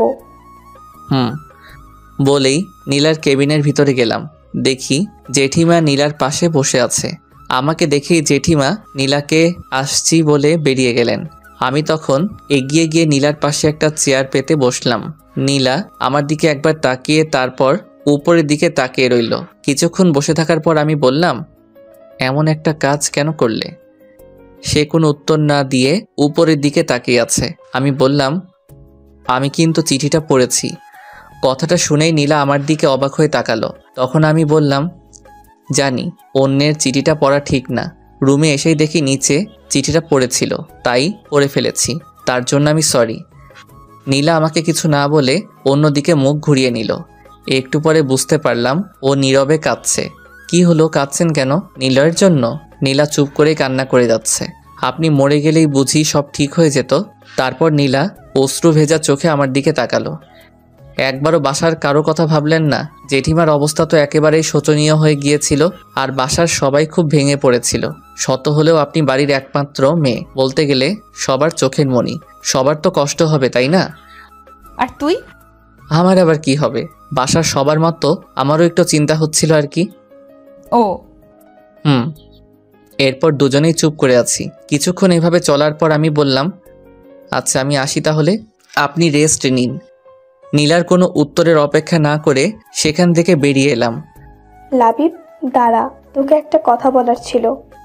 আমি রাতের খাবার খেয়ে উপরে যাচ্ছিলাম, তখনই পিছন থেকে মা ডাক দিয়ে বলল। তখন আমি দাঁড়িয়ে গিয়ে বললাম, বলো। তুই আগে এখানে এসে বস, তারপর বলছি। তাকিয়ে দেখি বাসার সবাই সোফাতে গিয়ে বসে আছে। কি ব্যাপার, সবাই একসাথে বসেছে, তাও আবার আমাকে ডেকে বলছে কথা আছে। তখন আমি গিয়ে সবার সামনে দাঁড়িয়ে পড়লাম। সবার চেহারা ভীষণ গম্ভীর। তখন বাবা বলল, দেখ লাবিব, আমরা ঠিক করেছি তুই নীলাকে নিয়ে অন্য কোথাও ঘুরতে যা। আসলে মেয়েটা কিছুদিন আগে এমন একটা ঘটনা ঘটালো, তারপর বাসাতে এসেছে, এতদিন হয়েছে, অথচ কারোর সাথে তেমন কথা বলছে না, সারাক্ষণ রুমে বসে থাকে। তাই আমাদের মনে হয় অন্য কোথাও ঘুরে আসলে ওর মন ভালো হয়ে যাবে, তা না হলে এভাবে আর কতদিন। কিন্তু এখন আমি কি করে যেতে পারি? সামনে আমার পরীক্ষা, একটাও ক্লাস মিস করা যাবে না। এই কদিন ক্লাস না করলে কিছুই হবে না। মা, তুমি বুঝতে পারছো না আমার। আচ্ছা, তোর কি ক্লাস নীলার থেকেও বেশি জরুরি? না, আসলে কোনো কথা নাই, আমরা বড়রা মিলে যে সিদ্ধান্ত নিয়েছি সেটাই হবে, ব্যাস। আচ্ছা, তোদের মাঝে সবকিছু ঠিক আছে তো? একে অপরকে নিয়ে খুশি নোস? তোদের মাঝে কি এখনো বনিবনা হয়ে ওঠেনি? তোদের দুজনের সম্মতিতে তো আমরা বিয়েটা দিয়েছিলাম, এখন যদি এমন করিস তাহলে। আরে মা, সবকিছু ঠিক আছে, কোনো সমস্যা নেই। আমি তো শুধু। অনেক হয়েছে, তোমরা দুইজন কিছুদিনের জন্য ঘুরতে যাচ্ছ, এটাই ফাইনাল। আচ্ছা ঠিক আছে, আগে তোমরা নীলাকে জিজ্ঞেস করে দেখো সে যাবে কিনা। তারপর আমি ওখান থেকে চলে এলাম। আসলে নীলা হাসপাতাল থেকে বাসায় ফিরেছে আজ থেকে 1 পক্ষকাল হতে চলল। নীলা এখন সুস্থ, তবুও বাসার সবাই ওকে নিয়ে টেনশনে আছে। কারণ নীলা বাসায় ফেরার পর থেকে ভীষণ চুপচাপ থাকে, আর এই কয়দিনেও বাসা থেকে বের হয়নি। আর বাসার সবার মনে একটা প্রশ্ন রয়েই গেছে যে নীলা এমন কাজ কেন করতে গিয়েছিল, কি এমন কষ্ট আছে ওর। মা তাকে জিজ্ঞেস করেছিল একবার, তবে কিছু বলেনি। টেবিলের খাবার টেবিলে রাখে সে উঠে গিয়েছিল, তাই আর কেউ তাকে কিছু জিজ্ঞেস করেনি। আর আমার সাথেও নীলার তেমন কথা হয় না। আমি নিজে থেকে কখনো কিছু বলতে চাই না। কয়েকবার নীলা কিছু বলতে এসেছিল, তখন আমি এড়িয়ে গিয়েছিলাম। তবে একটা বিষয় আমাকেও কিঞ্চিত ভাবাচ্ছে। এই কয়েকদিনে নীলার চেহারা অনেকটাই ভেঙে গেছে। আমি রুমে না গিয়ে ছাদে গেলাম। এটা আমার এখন অভ্যাস, রাতের খাবার খেয়ে ছাদে আসা। ছাদে রাতের পরিবেশটা খুব ভালো লাগে আমার। আজকে আর বেশিক্ষণ ছাদে দাঁড়ালাম না, নিজের রুমে চলে এলাম। এসেই দেখি মা রুমে নীলার সাথে কথা বলছিল। হয়তো আমাকে দেখে থেমে গেল। আমাকে দরজায় দাঁড়িয়ে থাকতে দেখে মা বলল, এতক্ষণ কোথায় ছিলি তুই? ছাদে ছিলাম। কেন, কোনো কাজ ছিল? এই রাত্রিবেলা তুই ছাদে কি করছিলি? নীলা একা একা রুমে বসে আছে। আমি কিছু বললাম না, চুপ করে আছি। তখন মা নীলাকে বলল, কি বললাম বুঝতে পারছিস তো? কাল সকালেই আমাকে জানাবে কিন্তু। তাহলে আমি যাই এখন। মা চলে যাবার পর আমি আমার টেবিলে বসে পড়লাম। তখন নীলা পিছন থেকে বলল, কাকিমা বলছিল আমাদের দুজনকে কোথাও ঘুরতে পাঠাতে চায়। জানি, আমাকে একটু আগে বলেছে। আর আমাকে বলল তোর সাথে কথা বলতে, কোথায় যাই তা কাউকে জানাতে। কিন্তু তার আগে আমি জানতে চাই, তুই কি যেতে রাজি আছিস? এখানে আমার যেতে চাওয়া না চাওয়ার কোনো কথা নেই। আমাকে চাইলেও যেতে হবে, আর না চাইলেও যেতে হবে। সবাই আপনার কথা ভেবেই এই প্ল্যানটা করেছে, অতএব এটা আপনার সিদ্ধান্তের উপর নির্ভর করছে। কেন, তুই কি যেতে চাস না? আমি তো বললামই এখানে আমার মতামতটা ইম্পর্টেন্ট না। আপনি যেতে চাইলে আমাকেও যেতে হবে। তার মানে তুই যেতে চাস না? দেখুন, আমি একবারও বলিনি যে আমি যেতে চাই না। তুই এভাবে কথা বলছিস কেন? আর আমি কয়েকদিন থেকে লক্ষ্য করছি তুই আমাকে এড়িয়ে চলছিস। আমি কিছু বলতে গেলেই তুই কোনোভাবে সরে পড়ছিস। তুই কি আমাকে ইগনোর করছিস? হালকা একটু হেসে বললাম, আপনার হয়তো কোথাও একটু ভুল হচ্ছে। আমি আপনাকে ইগনোর করতে যাব কেন? আমার সে যোগ্যতা আছে নাকি? আর যদি আপনি ভাবেন যে আমি আপনাকে এড়িয়ে চলছি, তো আমাকে এখানে এটাই বলবো যে আমি আপনাকে সেই বিয়ের পর থেকে এড়িয়ে চলি। আর আপনিও তো এটাই চেয়েছিলেন। আমাদের মাঝে তো এমনটাই কথা হয়েছিল, কেউ কারো ব্যাপারে কোনো কথা বলবো না, আর যে যার মতো থাকবো, সময় হলে একে অপরকে মুক্ত করে দিব। আমি তো সেটাই মেনে চলছি। আর আজকে আপনার মনে হচ্ছে যে আমি আপনাকে এড়িয়ে চলি। স্ট্রেঞ্জ, কই এতদিন তো আপনি এমন কিছুই বলেননি, আর এখন এই কথা বলার মানেই বা কি? নীলা চুপচাপ আমার কথাগুলো শুনছিল। তারপর বিছানায় গিয়ে চুপ করে উল্টো দিকে মুখ করে শুয়ে পড়ল। আর আমিও আমার কাজে মন দিলাম। কিছুক্ষণ পর শুনতে পেলাম নীলার চাপা কষ্টের আওয়াজ। ভাবলাম মাথায় নেব না। ও মা, কিছুক্ষণ পর দেখি কান্নার আওয়াজ আরও বেড়ে গেল। কতক্ষণ আর এইভাবে থাকা যায়? উঠে গিয়ে বিছানার পাশে গিয়ে জিজ্ঞেস করলাম, আপনি কি কাঁদছেন নাকি? কোনো উত্তর নেই, শুধুই কান্নার আওয়াজ। আরে কাঁদছেন কেন? একটু আগেই তো ঠিক ছিলেন। তখন নীলা শোয়া অবস্থাতেই কাঁদতে কাঁদতে জবাব দিল, আমি কাঁদলে তোর কি? তুই জেনে কি করবি? আমার আবার কি হবে? কাঁদছিলেন তাই জিজ্ঞেস করলাম, সরি। তারপর আমি আবার নিজের জায়গায় চলে এলাম। একটু পর দেখি নীলা চোখ মুছতে মুছতে ওয়াশরুমে চলে গেল। কিছুক্ষণ পর বেরিয়ে এসে আমার পিছনে দাঁড়িয়ে পড়লো মনে হয়। তখন আমি পিছন ফিরে বললাম, কিছু কি বলবেন? তুই তো আমাকে ভালোবাসতিস, তাই না? মানে? ভালোবাসতিস কি না? চুপ করে বসে রইলাম। কি হলো, কথা বলছিস না কেন? বাসতাম হয়তো। প্লিজ এখানেও হেয়ালি করিস না। কিন্তু আপনি হঠাৎ করে এই প্রশ্ন কেন করছেন? জানিস, আমি এই কয়দিন অনেক ভেবেছি, আর এখন আমি আমার ভুলটা বুঝতে পেরেছি। তুই আমাকে সেই প্রথম থেকেই ভালোবেসে গিয়েছিলি, আর আমি তোকে অবহেলা করে গেছি। অনেক কষ্ট দিয়েছি না তো তোকে? জানিস, আমি খুব ভালো করে বুঝে গেছি তুই কতটা কষ্ট পেয়েছিস এতদিনে, কিন্তু আমাকে কিছুই বলিসনি। কি করে সহ্য করছিস তুই? আমি হেসে দিয়ে বললাম, আপনার আবার কি হলো? আমাকে ক্ষমা করে দে, আমি বুঝতে পারিনি। হঠাৎ করে নীলা আমাকে অবাক করে দিয়ে আমার পায়ে পড়ে গেল আর পা জড়িয়ে ধরে বলতে লাগলো, আমাকে ক্ষমা করে দে প্লিজ। আমি আমার ভুল বুঝতে পেরেছি। অনেক কষ্ট দিয়েছি তোকে, বিশ্বাস কর। আমি এই কয়দিনে অনেক কষ্ট পেয়েছি, এখন আর আমি নিতে পারছি না। প্লিজ আমাকে ক্ষমা করে দে প্লিজ। নীলা অনবরত কান্না করে যাচ্ছে আর আমি আকস্মিকতায় স্থির হয়ে দাঁড়িয়ে আছি। নীলা যে এভাবে আমার পা জড়িয়ে ধরে বসে পড়বে তা আমি ভাবতে পারিনি। তাই আমি সাথে সাথে বললাম, কি করছেন কি? আমার পা ছেড়ে দেন। আমি নীলার থেকে আমার পা ছাড়িয়ে নিয়ে একটু দূরে সরে এলাম। তখন নীলা নিচে বসে কাঁদতে কাঁদতে বলল, আমাকে ক্ষমা করে দে প্লিজ, আমি আর নিতে পারছি না। আমি কিছুক্ষণ নীলার দিকে তাকিয়ে রইলাম।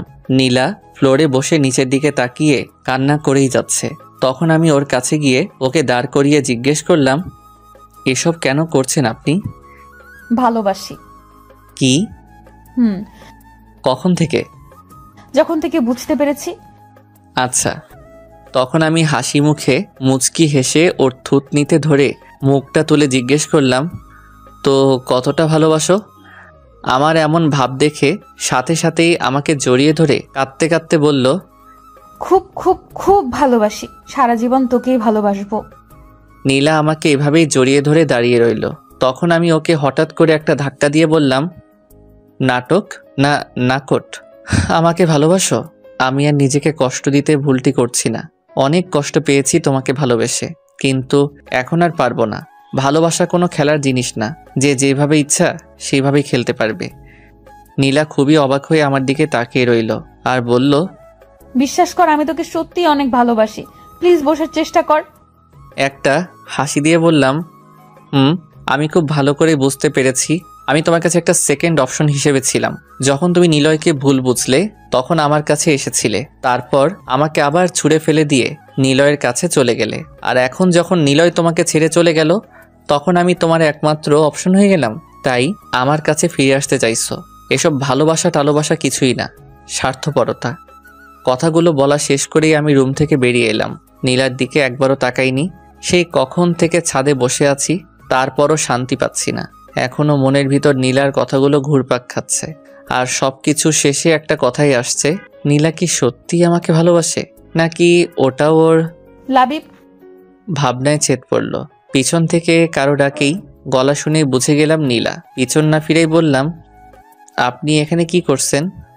আগে বল, তুই এখনো রুমে না গিয়ে ছাদে কি করছিস? আমার এখানে ভালো লাগছে তাই বসে আছি। তাই বলে এত রাত পর্যন্ত? ঘড়িতে দেখেছিস কয়টা বাজে? রাত 2টা বাজতে চলেছে। তো কি হয়েছে? কি হয়েছে মানে? তুই রুমে আয়। যাব না বলছি না। একটা কথা আপনাকে কতবার বলবো? যান না, আপনি গিয়ে শুয়ে পড়ুন। আমি তো যাবই, কিন্তু তুই এখান থেকে কি করবি শুনি? দাঁড়িয়ে থাকবো। সারা রাত দাঁড়িয়ে থাকতে পারবি? বোর হয়ে যাবি না? না। আচ্ছা ঠিক আছে, তাহলে আমিও না হয় তোর সাথে এখানেই দাঁড়িয়ে থাকবো। কথাটা বলেই নীলা আমার বাম হাতটা জড়িয়ে ধরে কাঁধে মাথা রেখে বলল, তুই চাইলে সারা রাত থাকবো, শুধু তুই আর আমি। নীলার এরকম আচরণে খুব বিরক্ত লাগছিল, তাই রেগে গিয়ে ওকে একটা ধাক্কা দিলাম। ধাক্কাটা বোধহয় একটু জোরেই দিয়ে ফেলেছি। হঠাৎ এমন ধাক্কা খেয়ে নীলা ভারসাম্য রক্ষা করতে না পেরে একটু দূরে গিয়ে নিচে পড়ে গেল। ধাক্কা দিয়ে আমি রাগী গলায় বললাম, দয়া করে এই ধরনের নাটকগুলো আর আমার সাথে করবেন না, সহ্য হয় না আমার। আর প্লিজ দয়া করে এখান থেকে যান, আমাকে একটু একা থাকতে দিন, একটু শান্তিতে থাকতে দিন। তারপর আমি অন্যদিকে ঘুরে দাঁড়ালাম। কিছুক্ষণ পর আমি অনুভব করলাম যে আমার পিছনে আবারও কেউ একজন এসে দাঁড়িয়েছে। তার মানে নীলা এখনো যায়নি। আপনার সমস্যা কি? আমাকে কি একটু শান্তি দিবেন না? যান এখান থেকে, একটা কথা আপনাকে আর কতবার। তারপর ঘুরি তাকিয়ে নীলার দিকে তাকাতেই আমার কথা বন্ধ হয়ে গেল। তাকিয়ে দেখি নীলা অজ্ঞান হয়ে নিচে পড়ে গেছে আর ওর কপাল থেকে রক্ত পড়ছে। আসলে তখন নীলাকে ধাক্কা দিয়েছিলাম, তখনই মনে হয় ওর কপালটা দেওয়ালের সাথে ধাক্কা খায় ও আঘাত পায়, তাই সে অজ্ঞান হয়ে পড়ে। কি করলাম আমি এটা? সাথে সাথে আমি নীলার কাছে গিয়ে ওকে ডাক দিলাম, কিন্তু কোনো সাড়া নেই। তাই নীলাকে আমি কোলে তুলে নিয়ে রুমে চলে এলাম আর বিছানায় শুয়ে দিলাম। তারপর চোখে পানি ছিটাতেই নড়ে উঠল, চোখ খুলে আমার দিকে তাকিয়ে রইল এক দৃষ্টিতে। নিজেকে তখন অপরাধী মনে হচ্ছিল, তাই বললাম, সরি, আসলে আমি ইচ্ছে করে করিনি, রাগের মাথায় এত জোরে ধাক্কাতে দিয়ে ফেলেছি। নীলা শুধু একটা হাসি দিয়ে বলল, ওটা কোনো ব্যাপার না। আমি আর কিছু না বলে ফার্স্ট এইডস বক্সটা নিয়ে এলাম। তুলোতে অ্যান্টিসেপটিক নিয়ে যেই ওর কপালের ক্ষতস্থানে লাগাতে যাব, তখনই নীলা আমার হাত ধরে বসে আর করুণ সুরে বলে, তুই কি সত্যি এখন আর আমাকে ভালোবাসিস না? দেখুন, এখন এসব বলার সময় না, আপনার ক্ষতস্থানটা পরিষ্কার করে ব্যান্ডেজ করতে দিন। না, তুই আগে বল আমাকে ভালোবাসিস কিনা। দেখুন, এক কথা বারবার বলবেন না, আমাকে আমার কাজ করতে দিন। এই বলে যখনই আমার হাতটা বাড়ালাম তখনই আবার বাধা। বলুন তো কেমনটা লাগে? তুই আগে বল আমাকে ভালোবাসিস কিনা। দেখুন, আমার মাথা গরম করবেন না, চুপ করে বসে থাকুন। না, আগে ঠাস করে একটা থাপ্পড় দিয়ে বললাম, চুপচাপ কোনো নরমচরণ ছাড়া বসে থাকো, আর একটা কথা বলবি তো ফল ভালো হবে না। থাপ্পড় খেয়ে নীলা একদম চুপ হয়ে গেছে, আর কোনো নরমচরণও করছে না। যাক, তাহলে থাপ্পড়টা কাজে দিয়েছে। কিন্তু পরক্ষণে ওর চোখ দিয়ে অনবরত বৃষ্টি পড়তে শুরু করলো আর আমার দিকে অদ্ভুতভাবে তাকিয়ে রইল। আমি সেই দিকে মন দিলাম না। সুন্দর করে ব্যান্ডেজটা করে দিয়ে বললাম, নিন, শুয়ে পড়ুন। এখনও নীলার চোখ দিয়ে পানি পড়ছে। সে তো বারবার হাত দিয়ে মুছতেছে আর নাক টানছে। তখন আমি তাকে একটা ধমক দিয়ে বললাম, কি হলো, শুনতে পারিনি আমি কি বলেছি? নীলা যেন হঠাৎ আমার এমন ধমক শুনে কেঁপে ওঠে, কিন্তু সে বসে থেকে সেই একই কাজ করছে, সেই কান্না করা আর নাক টানা। এখন আমি কি করি? নিরুপায় হয়ে বললাম, আসলে আমি সরি, আপনি আমার কথা শুনছিলেন না তো, তাই থাপ্পড় মেরেছি। আমি সেই জন্যই কাঁদছি না, আর আমি কোনো বাচ্চা নই যে একটা থাপ্পড় খেয়ে এভাবে কান্না করব। তাহলে? এমনি। মানে? তুই যখন আমাকে ভালোই বাসিস না, তাহলে এত টান কিসের আমার প্রতি তোর? আমার আঘাত নিয়ে তোর এত মাথা ব্যথা কেন? এখানে ভালোবাসার কিছু নেই, আর আপনার আঘাত নিয়েও আমার কোনো প্রকার মাথা ব্যথা নেই। আঘাত যেহেতু আমার কারণেই লেগেছিল, তাই এসব করছি। ও আচ্ছা, তাহলে ধন্যবাদ। এখানে ধন্যবাদের কিছুই নেই, বললামই তো আমার কারণে হয়েছে তাই। হ্যাঁ, বুঝতে পারছি। যা ঘুমা গিয়ে, আমার জন্য আর তোকে কষ্ট করতে হবে না। আপনিও ঘুমিয়ে পড়ুন। আমার ঘুম নিয়ে তোকে ভাবতে হবে না। আমিও আর কিছু বললাম না, সোজা সোফাতে এসে শুয়ে পড়লাম আর সাথে সাথে এক লাফে উঠে গেলাম। এ কি, সোফা ভিজা কেন? এখানে পানি এলো কই থেকে? আমাকে বলছিস? এখানে তো আপনি ছাড়া আর কেউ নেই। হ্যাঁ, আপনাকেই বলছি, এখানে পানি এলো কই থেকে? আমি কি জানি, হয়তো রুমে বৃষ্টি পড়েছে, নয়তো বা বিড়ালে হিসু করে দিয়েছে। মজা করেছেন আমার সাথে? একদম না। আচ্ছা, তোর সোফাতে ভেজা, তাহলে তুই ঘুমাবি কি করে? তুই ঘুমাবি কই? তুই তার বিড়ালের হিসু করা জায়গায় ঘুমাতে পারিস না। আর তোর তো আবার জ্বরের অ্যালার্জি আছে। একটা কাজ কর, আজ রাত তুই না হয় আমার সাথে খাটেই ঘুমাতে পারিস, আমার কোনো প্রবলেম নেই। দরকার নেই, আপনাকে আমার জন্য কষ্ট করতে হবে না। আমি না হয় ছাদের রুমে ঘুমাবো, নয়তোবা এই ফ্লোরে। তোর ছাদের রুমে তো কালকে আম্মু তালা লাগিয়ে দিয়েছে, আর তুই ফ্লোরে ঘুমাবি সেই সাহস আছে তোর? সমস্যা নেই আমার তোর সাথে ঘুমাতে, আমার খাটটা যথেষ্ট বড়ই আছে। কি ঝামেলায় পড়লাম রে বাবা, ফ্লোরে ঘুমাতেও পারবো না কারণ অ্যালার্জি। তখনই সামনে নীলার দিকে তাকিয়ে দেখলাম আমার মুখের দিকে তাকিয়ে মুখ টিপে টিপে হাসতেছে। বাহ, ভালোই মজা নিচ্ছে। আমার কাছে আর দ্বিতীয় কোনো অপশন নেই, তাই চুপচাপ বিছানাতে উঠতে যাচ্ছিলাম। তখনই নীলা বলল, ওই দাঁড়া দাঁড়া। কি হলো? আগে যা, ওয়াশরুমে গিয়ে কাপড় চেঞ্জ করে আয়, পিছনটা একেবারেই ভিজে গেছে। তাকিয়ে দেখি সত্যি সত্যি ভিজে গেছে। লজ্জার ব্যাপার, পেছনটা শুধু ভিজেছে। তাই চুপচাপ ওয়াশরুমে গিয়ে কাপড় চেঞ্জ করে এসে বিছানায় শুতেই নীলা কঠিন কণ্ঠে বলল, এই শোন, বিছানায় থাকতে দিয়েছি বলে একদম আমার ধারে কাছেও ঘেঁষতে চেষ্টা করবি না। কোনো রকম সুযোগ নেওয়ার চেষ্টা করলে কিন্তু। এই শুনেন, আমার ক্যারেক্টার না এতটা লুজ না। আশা করি এতদিনে হয়তো বুঝতে পেরেছেন। তা ঠিক আছে, তবুও বলে দিলাম নিজের সেফটির জন্য। আচ্ছা ঘুমা তাহলে। হঠাৎ করে আমার ঘুমটা ভেঙে গেল। ঘুমের রেশটা কাটতেই দেখি নীলা আমাকে আষ্টে পৃষ্ঠে জড়িয়ে ধরে বুকের উপর ভর করে শুয়ে আছে, আর সেই সাথে আমার সারা মুখে ওর ঠোঁটের ছোঁয়া অনুভব করছিলাম। আর নীলা বলছিল, এই তোরা তো ভাব কেন শুনি, আমি তোকে এত করে বলছি ভালোবাসি ভালোবাসি, তারপরও তুই আমাকে বিশ্বাস করছিস না। আমাকে এতগুলো কথা শোনালি, আমি নাকি এই আমি নাকি সেই। খুব কষ্ট হচ্ছিল তখন জানিস, কিন্তু তারপর আবার খুশিও হয়েছিলাম যখন তুই রেগে গিয়ে আমাকে আপনি না বলে তুমি বলছিলি। আমি ঠিক বুঝে নিয়েছিলাম তুই এখনো আমাকে প্রচন্ড রকম ভালোবাসিস। কথাটা বলে নাকে আর একটা কিস, তারপর আবার বলতে লাগলো, কিন্তু তুই আমার উপর ভীষণ রেগে আছিস তাই না? সেই জন্যই তুই আমাকে ভালোবেসেও লুকিয়ে রেখেছিস শুধুমাত্র ইগোর কারণে। আমি সব বুঝে গেছি, তাই তুই যাই করিস না কেন আমি তোকে কোনোভাবেই ছাড়ছি না, বুঝলি?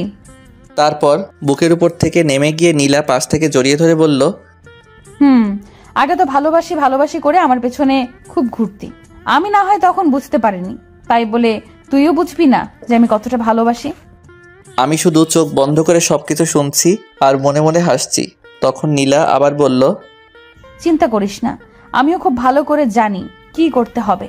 আজকে তো শুধু বিছানাতে শুয়েছিস, তোকে দিয়ে যদি ভালোবাসি কথাটা না বলাতে পারি তাহলে আমার নামও নীলা না। এই বলে গালে একটা লম্বা কিস করলো। আমিও মনে মনে বললাম আমিও দেখব। অতঃপর নীলা আমাকে জড়িয়ে ধরেই ঘুমিয়ে পড়ে। আমারও খুব ইচ্ছে করছিল ওকে জড়িয়ে ধরে ঘুমাতে, কিন্তু সেই ইচ্ছে দমিয়ে রেখেই ঘুমিয়ে পড়লাম। লাবিব, এই লাবিব, ওঠ ওঠ না। ঘুম ঘুম চোখে বললাম, কি হলো, ডাকছেন কেন? আমি ওয়াশরুমে যাব। তো যান না, আমাকে কেন ডাকছেন? ঘুমাতে দেন তো। কিন্তু তুই যদি আমাকে এভাবে জড়িয়ে ধরে রাখিস আর যদি ছেড়ে না দিস তাহলে যাব কি করে বলতো? নীলার কথা শুনে খেয়াল হলো যে আমি নীলাকে জড়িয়ে ধরে শুয়ে আছি।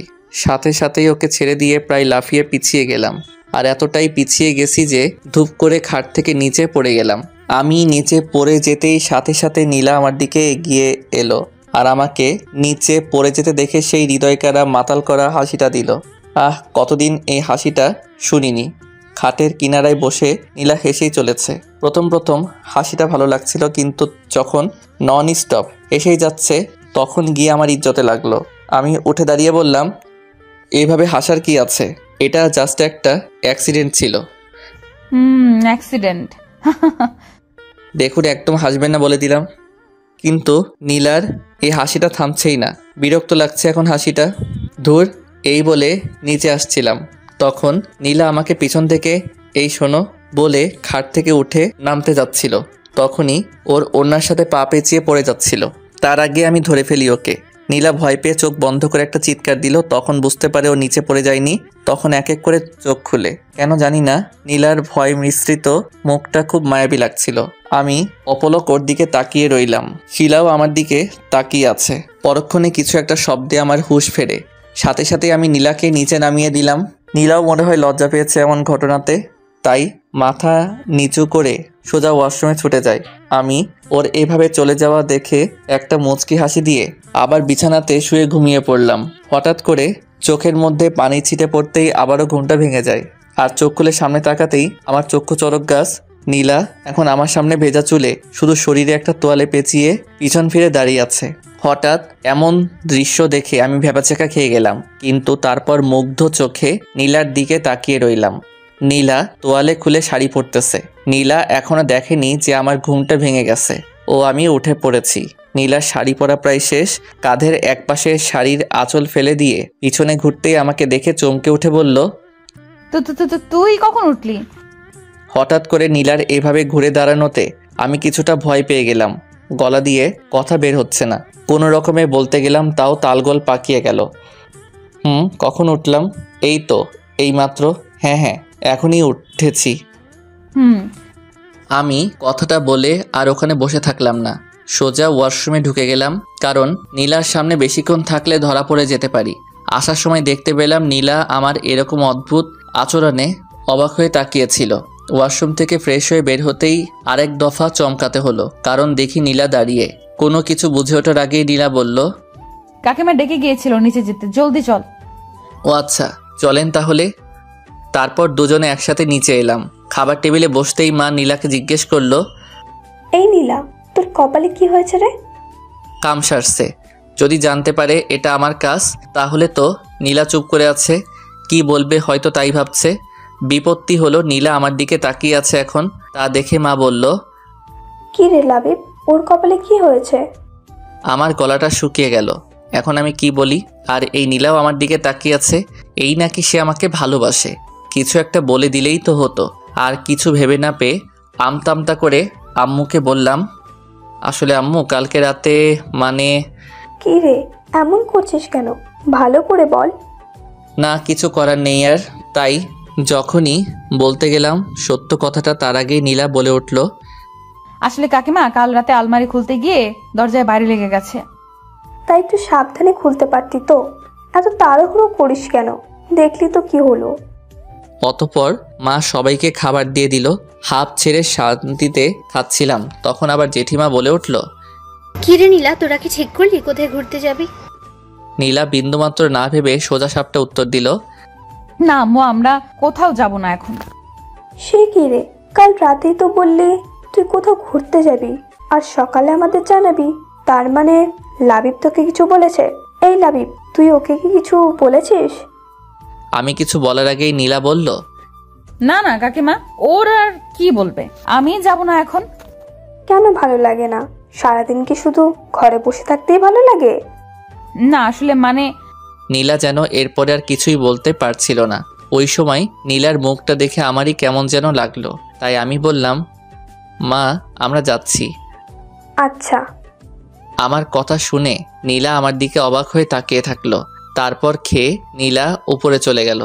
আমিও কিছুক্ষণ পর উপরে চলে এলাম। ঘরে আসতেই নীলা হাস্যোজ্জ্বল মুখে এসে আমাকে জড়িয়ে ধরে বলল, আমি জানতাম, আমি ঠিক জানতাম যে তুইও আমাকে ভালোবাসিস। তুই আমাকে এভাবে দূরে সরিয়ে রাখতেই পারবি না।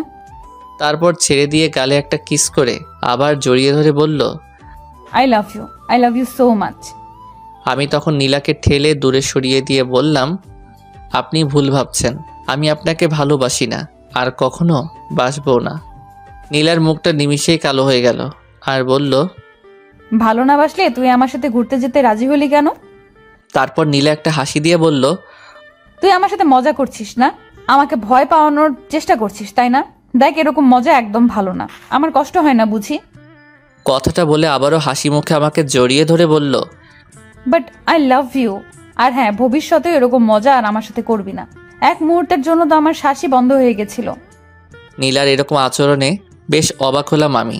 তারপর ওকে আবারও দূরে সরিয়ে দিয়ে বললাম, জি না, আমি কোনো মজা করছি না, আমি শুধু বাসার সকলের কথা ভেবে রাজি হয়েছি। তারা খুব আশা করে এই পরিকল্পনা করেছে তাই। নীলা আর কোনো কথা বলল না, যা বলার ওর চোখ বলে দিল। আমার দিকে অসহায়ভাবে তাকিয়ে থেকে ওর চোখ দিয়ে অঝোর ধারায় পানি পড়তে লাগলো। আমার ওকে দেখে খুবই মায়া হচ্ছিল, কিন্তু এত সহজে ওকে ক্ষমা করতে পারছি না। তাই রেডি হয়ে ঘর থেকে বের হওয়ার আগে ওকে বললাম, আর হ্যাঁ, আপনার পছন্দ অনুযায়ী একটা জায়গা সিলেক্ট করে রাখবেন।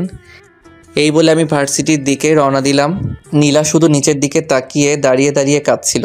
আমার বাসায় ফিরতে প্রায় রাত হয়ে গেল, কারণ আজ একটা ফ্রেন্ডের বার্থডে ছিল। নীলা অনেকবার কল দিয়েছিল, ধরিনি। একের পর এক ফোন করেই যাচ্ছিল, তাই একবার ফোনটা ধরেছিলাম। তখনও বলল কখন আসবো। আমি বলেছি লেট হবে বলেই ফোন কেটে দেই। আমি বাসাতে এসে সোজা উপরে এলাম, দেখি নীলা বসে আছে আর আমাকে দেখে কাছে এসে বলল, এত দেরি কেন হলো?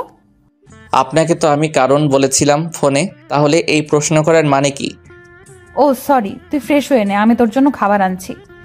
কথাটা বলেই বেরিয়ে গেল, বলতেও পারলাম না যে খেয়ে এসেছি। কিছুক্ষণ পর নীলা খাবার খেয়ে রুমে আসতেই বললাম, আমি খেয়ে এসেছি। কি? আমি তো। নীলা মন খারাপ করে খাবারের প্লেটটা নিয়ে চলে যাচ্ছিল, তখন আমি বললাম, আচ্ছা আপনি খেয়েছেন? সেটা জেনে তুই কি করবি? যেটা বলছি সেটার উত্তর দিন। না। কেন? আসলে আমি ভেবেছিলাম তুই আসলে একসাথে খাবো, কিন্তু তুই তো। ও আচ্ছা, আপনি তাহলে খেয়ে নেন। নীলা কিছু না বলেই রুম থেকে বেরিয়ে গেল। কিছুক্ষণ বসে থাকার পর মনে হলো নীলা কি আদৌ খাবার খাবে। এই ভেবে আমিও ঘর থেকে বেরিয়ে খাবার টেবিলের কাছে আসলাম, তখন সেখানে বা আশেপাশে নীলাকে পেলাম না। তখন কি মনে করে ছাদে গেলাম। ছাদে এসে দেখি আমার ধারণাটাই ঠিক, নীলা ছাদের এক কোণে রেলিং ধরে দাঁড়িয়ে আছে। কাছে যেতেই বুঝতে পারলাম কাঁদছে, তাই ওকে পিছন থেকে বললাম, কি হলো, আপনি এখন ছাদে কি করছেন? কিছু না বলে কেঁদেই যাচ্ছে। আর আপনি খাবারটা খাননি কেন? এবারও কান্না ছাড়া কোনো উত্তর পেলাম না। কি হলো, আমি কিছু বলছি শুনতে পান না? কথাটা বলেই নীলার হাত ধরে আমার দিকে ঘোরালাম। তাকে দেখে এটুকু সময় কেঁদে চোখ মুখ লাল করে ফেলছে। তখন নরম গলায় বললাম, এভাবে কাঁদছেন কেন? এমনি। এমনি এমনি কেউ কাঁদে নাকি? কান্নার গতি হঠাৎ করে বাড়িয়ে দিল। আরে আরে বলবেন তো কি হয়েছে? তোর জন্য। আবার আপনার কি করলাম? তুই আমার সাথে এরকম কেন করছিস? আমি জানি আমি তোর সাথে অন্যায় করে ফেলেছি, তার জন্য আমি তোর কাছে ক্ষমা চাইলাম। তারপরেও তুই এমন করছিস কেন? আমি এটাও খুব ভালো করে জানি যে তুই আমাকে খুব ভালোবাসিস, কিন্তু জানি না কেন তারপরেও আমার সাথে এমন করিস। আমারও তো কষ্ট হয় নাকি? তুই জানিস না আমার কষ্টে বুকটা ফেটে যায়। কিভাবে বোঝাবো তোকে? হয়তো তুই আমাকে এইভাবেই ছেড়ে দে, নয়তো বা কাছে টেনে নে। এভাবে আর কষ্ট দিস না প্লিজ। হঠাৎ করে চোখ মুছতে মুছতে সিরিয়াসভাবে বলল, আজকে তোকে স্পষ্টভাবে বলতেই হবে, তুই আমাকে ভালোবাসিস কিনা বল। কি হলো, কথা বলছিস না কেন বল? শান্ত গলায় বললাম, না বাসি না। নীলা কথাটা শুনে আবার কান্নায় ভেঙে পড়ল আর বলল, তুই আবারও মিথ্যা কথা বলছিস। নীলার এরকম কান্না দেখে আমার হাসি পেয়ে গেল। না, অনেক হয়েছে, আর না, আরও কাঁদলে সমস্যা হয়ে যাবে। তাই আমি নীলাকে কাছে টেনে বুকে দিয়ে বললাম, আলে বাবালে, আর কাঁদে না, আর কাঁদে না বাবু, ঠিক আছে ঠিক আছে, আমি আর তোমার সাথে এরকম করব না, সরি। এবার নীলার কান্না দেখে কে? বুকে মাথা রেখে কাঁদতে কাঁদতে আমার শার্টটা ভিজিয়ে দিল। অনেক কষ্টে শান্ত করার পর নীলা নাক টানতে টানতে বলল, তাহলে বলো আমাকে ভালোবাসো। বাসি তো, খুব ভালোবাসি। তাহলে আমার সাথে এমন করছিলে কেন? সেই জন্য সরি। আমার বাবুই পাখিটা। কথাটা বলে কপালে একটা চুমু দিলাম। তখন নীলা বলল, আর আমার সাথে এমন করবে না তো? না, একেবারেই না। তাহলে আমাকে শক্ত করে জড়িয়ে ধরো। তখন আমি নীলাকে নিজের বাহুডোরে আবদ্ধ করে নিলাম। নীলাও আমাকে তার সমস্ত শক্তি দিয়ে জড়িয়ে আছে, মনে হয় আমি ছাড়া পেলে কোথাও পালিয়ে যাব। তখন আমি নীলাকে বললাম, এই শুনছো, মেঘ ডাকছে, মনে হয় বৃষ্টি আসবে। আসতে দাও, তুমি জানো আমার তোমার সাথে বৃষ্টিতে ভেজার অনেক শখ। ও তাই বুঝি, কিন্তু আমার তো আবার বৃষ্টিতে অ্যালার্জি। নীলা সেটা টের পেয়ে আমাকে ভিতরে নিয়ে যেতে চাইলো। তখন আমি ওকে শক্ত করে জড়িয়ে ধরে ছাদে দাঁড়িয়ে রইলাম। তখন নীলা অবাক হয়ে বলল, এই কি করছো? তুমি ভিজে যাচ্ছ তো, চলো ভেতরে চলো। না। কেন? তোমার সাথে বৃষ্টিতে ভিজবো। কিন্তু তোমার সমস্যা হবে, জ্বর আসবে তো। আসলে আসতে দাও, তুমি আছো কি করতে? এই বলে আমি নীলার ঠোঁটে একটা লম্বা লিপ কিস করলাম। তারপর নীলা আর কিছু বলেনি। এরপর আমরা হারিয়ে গেলাম ভালোবাসার পরম সাগরে।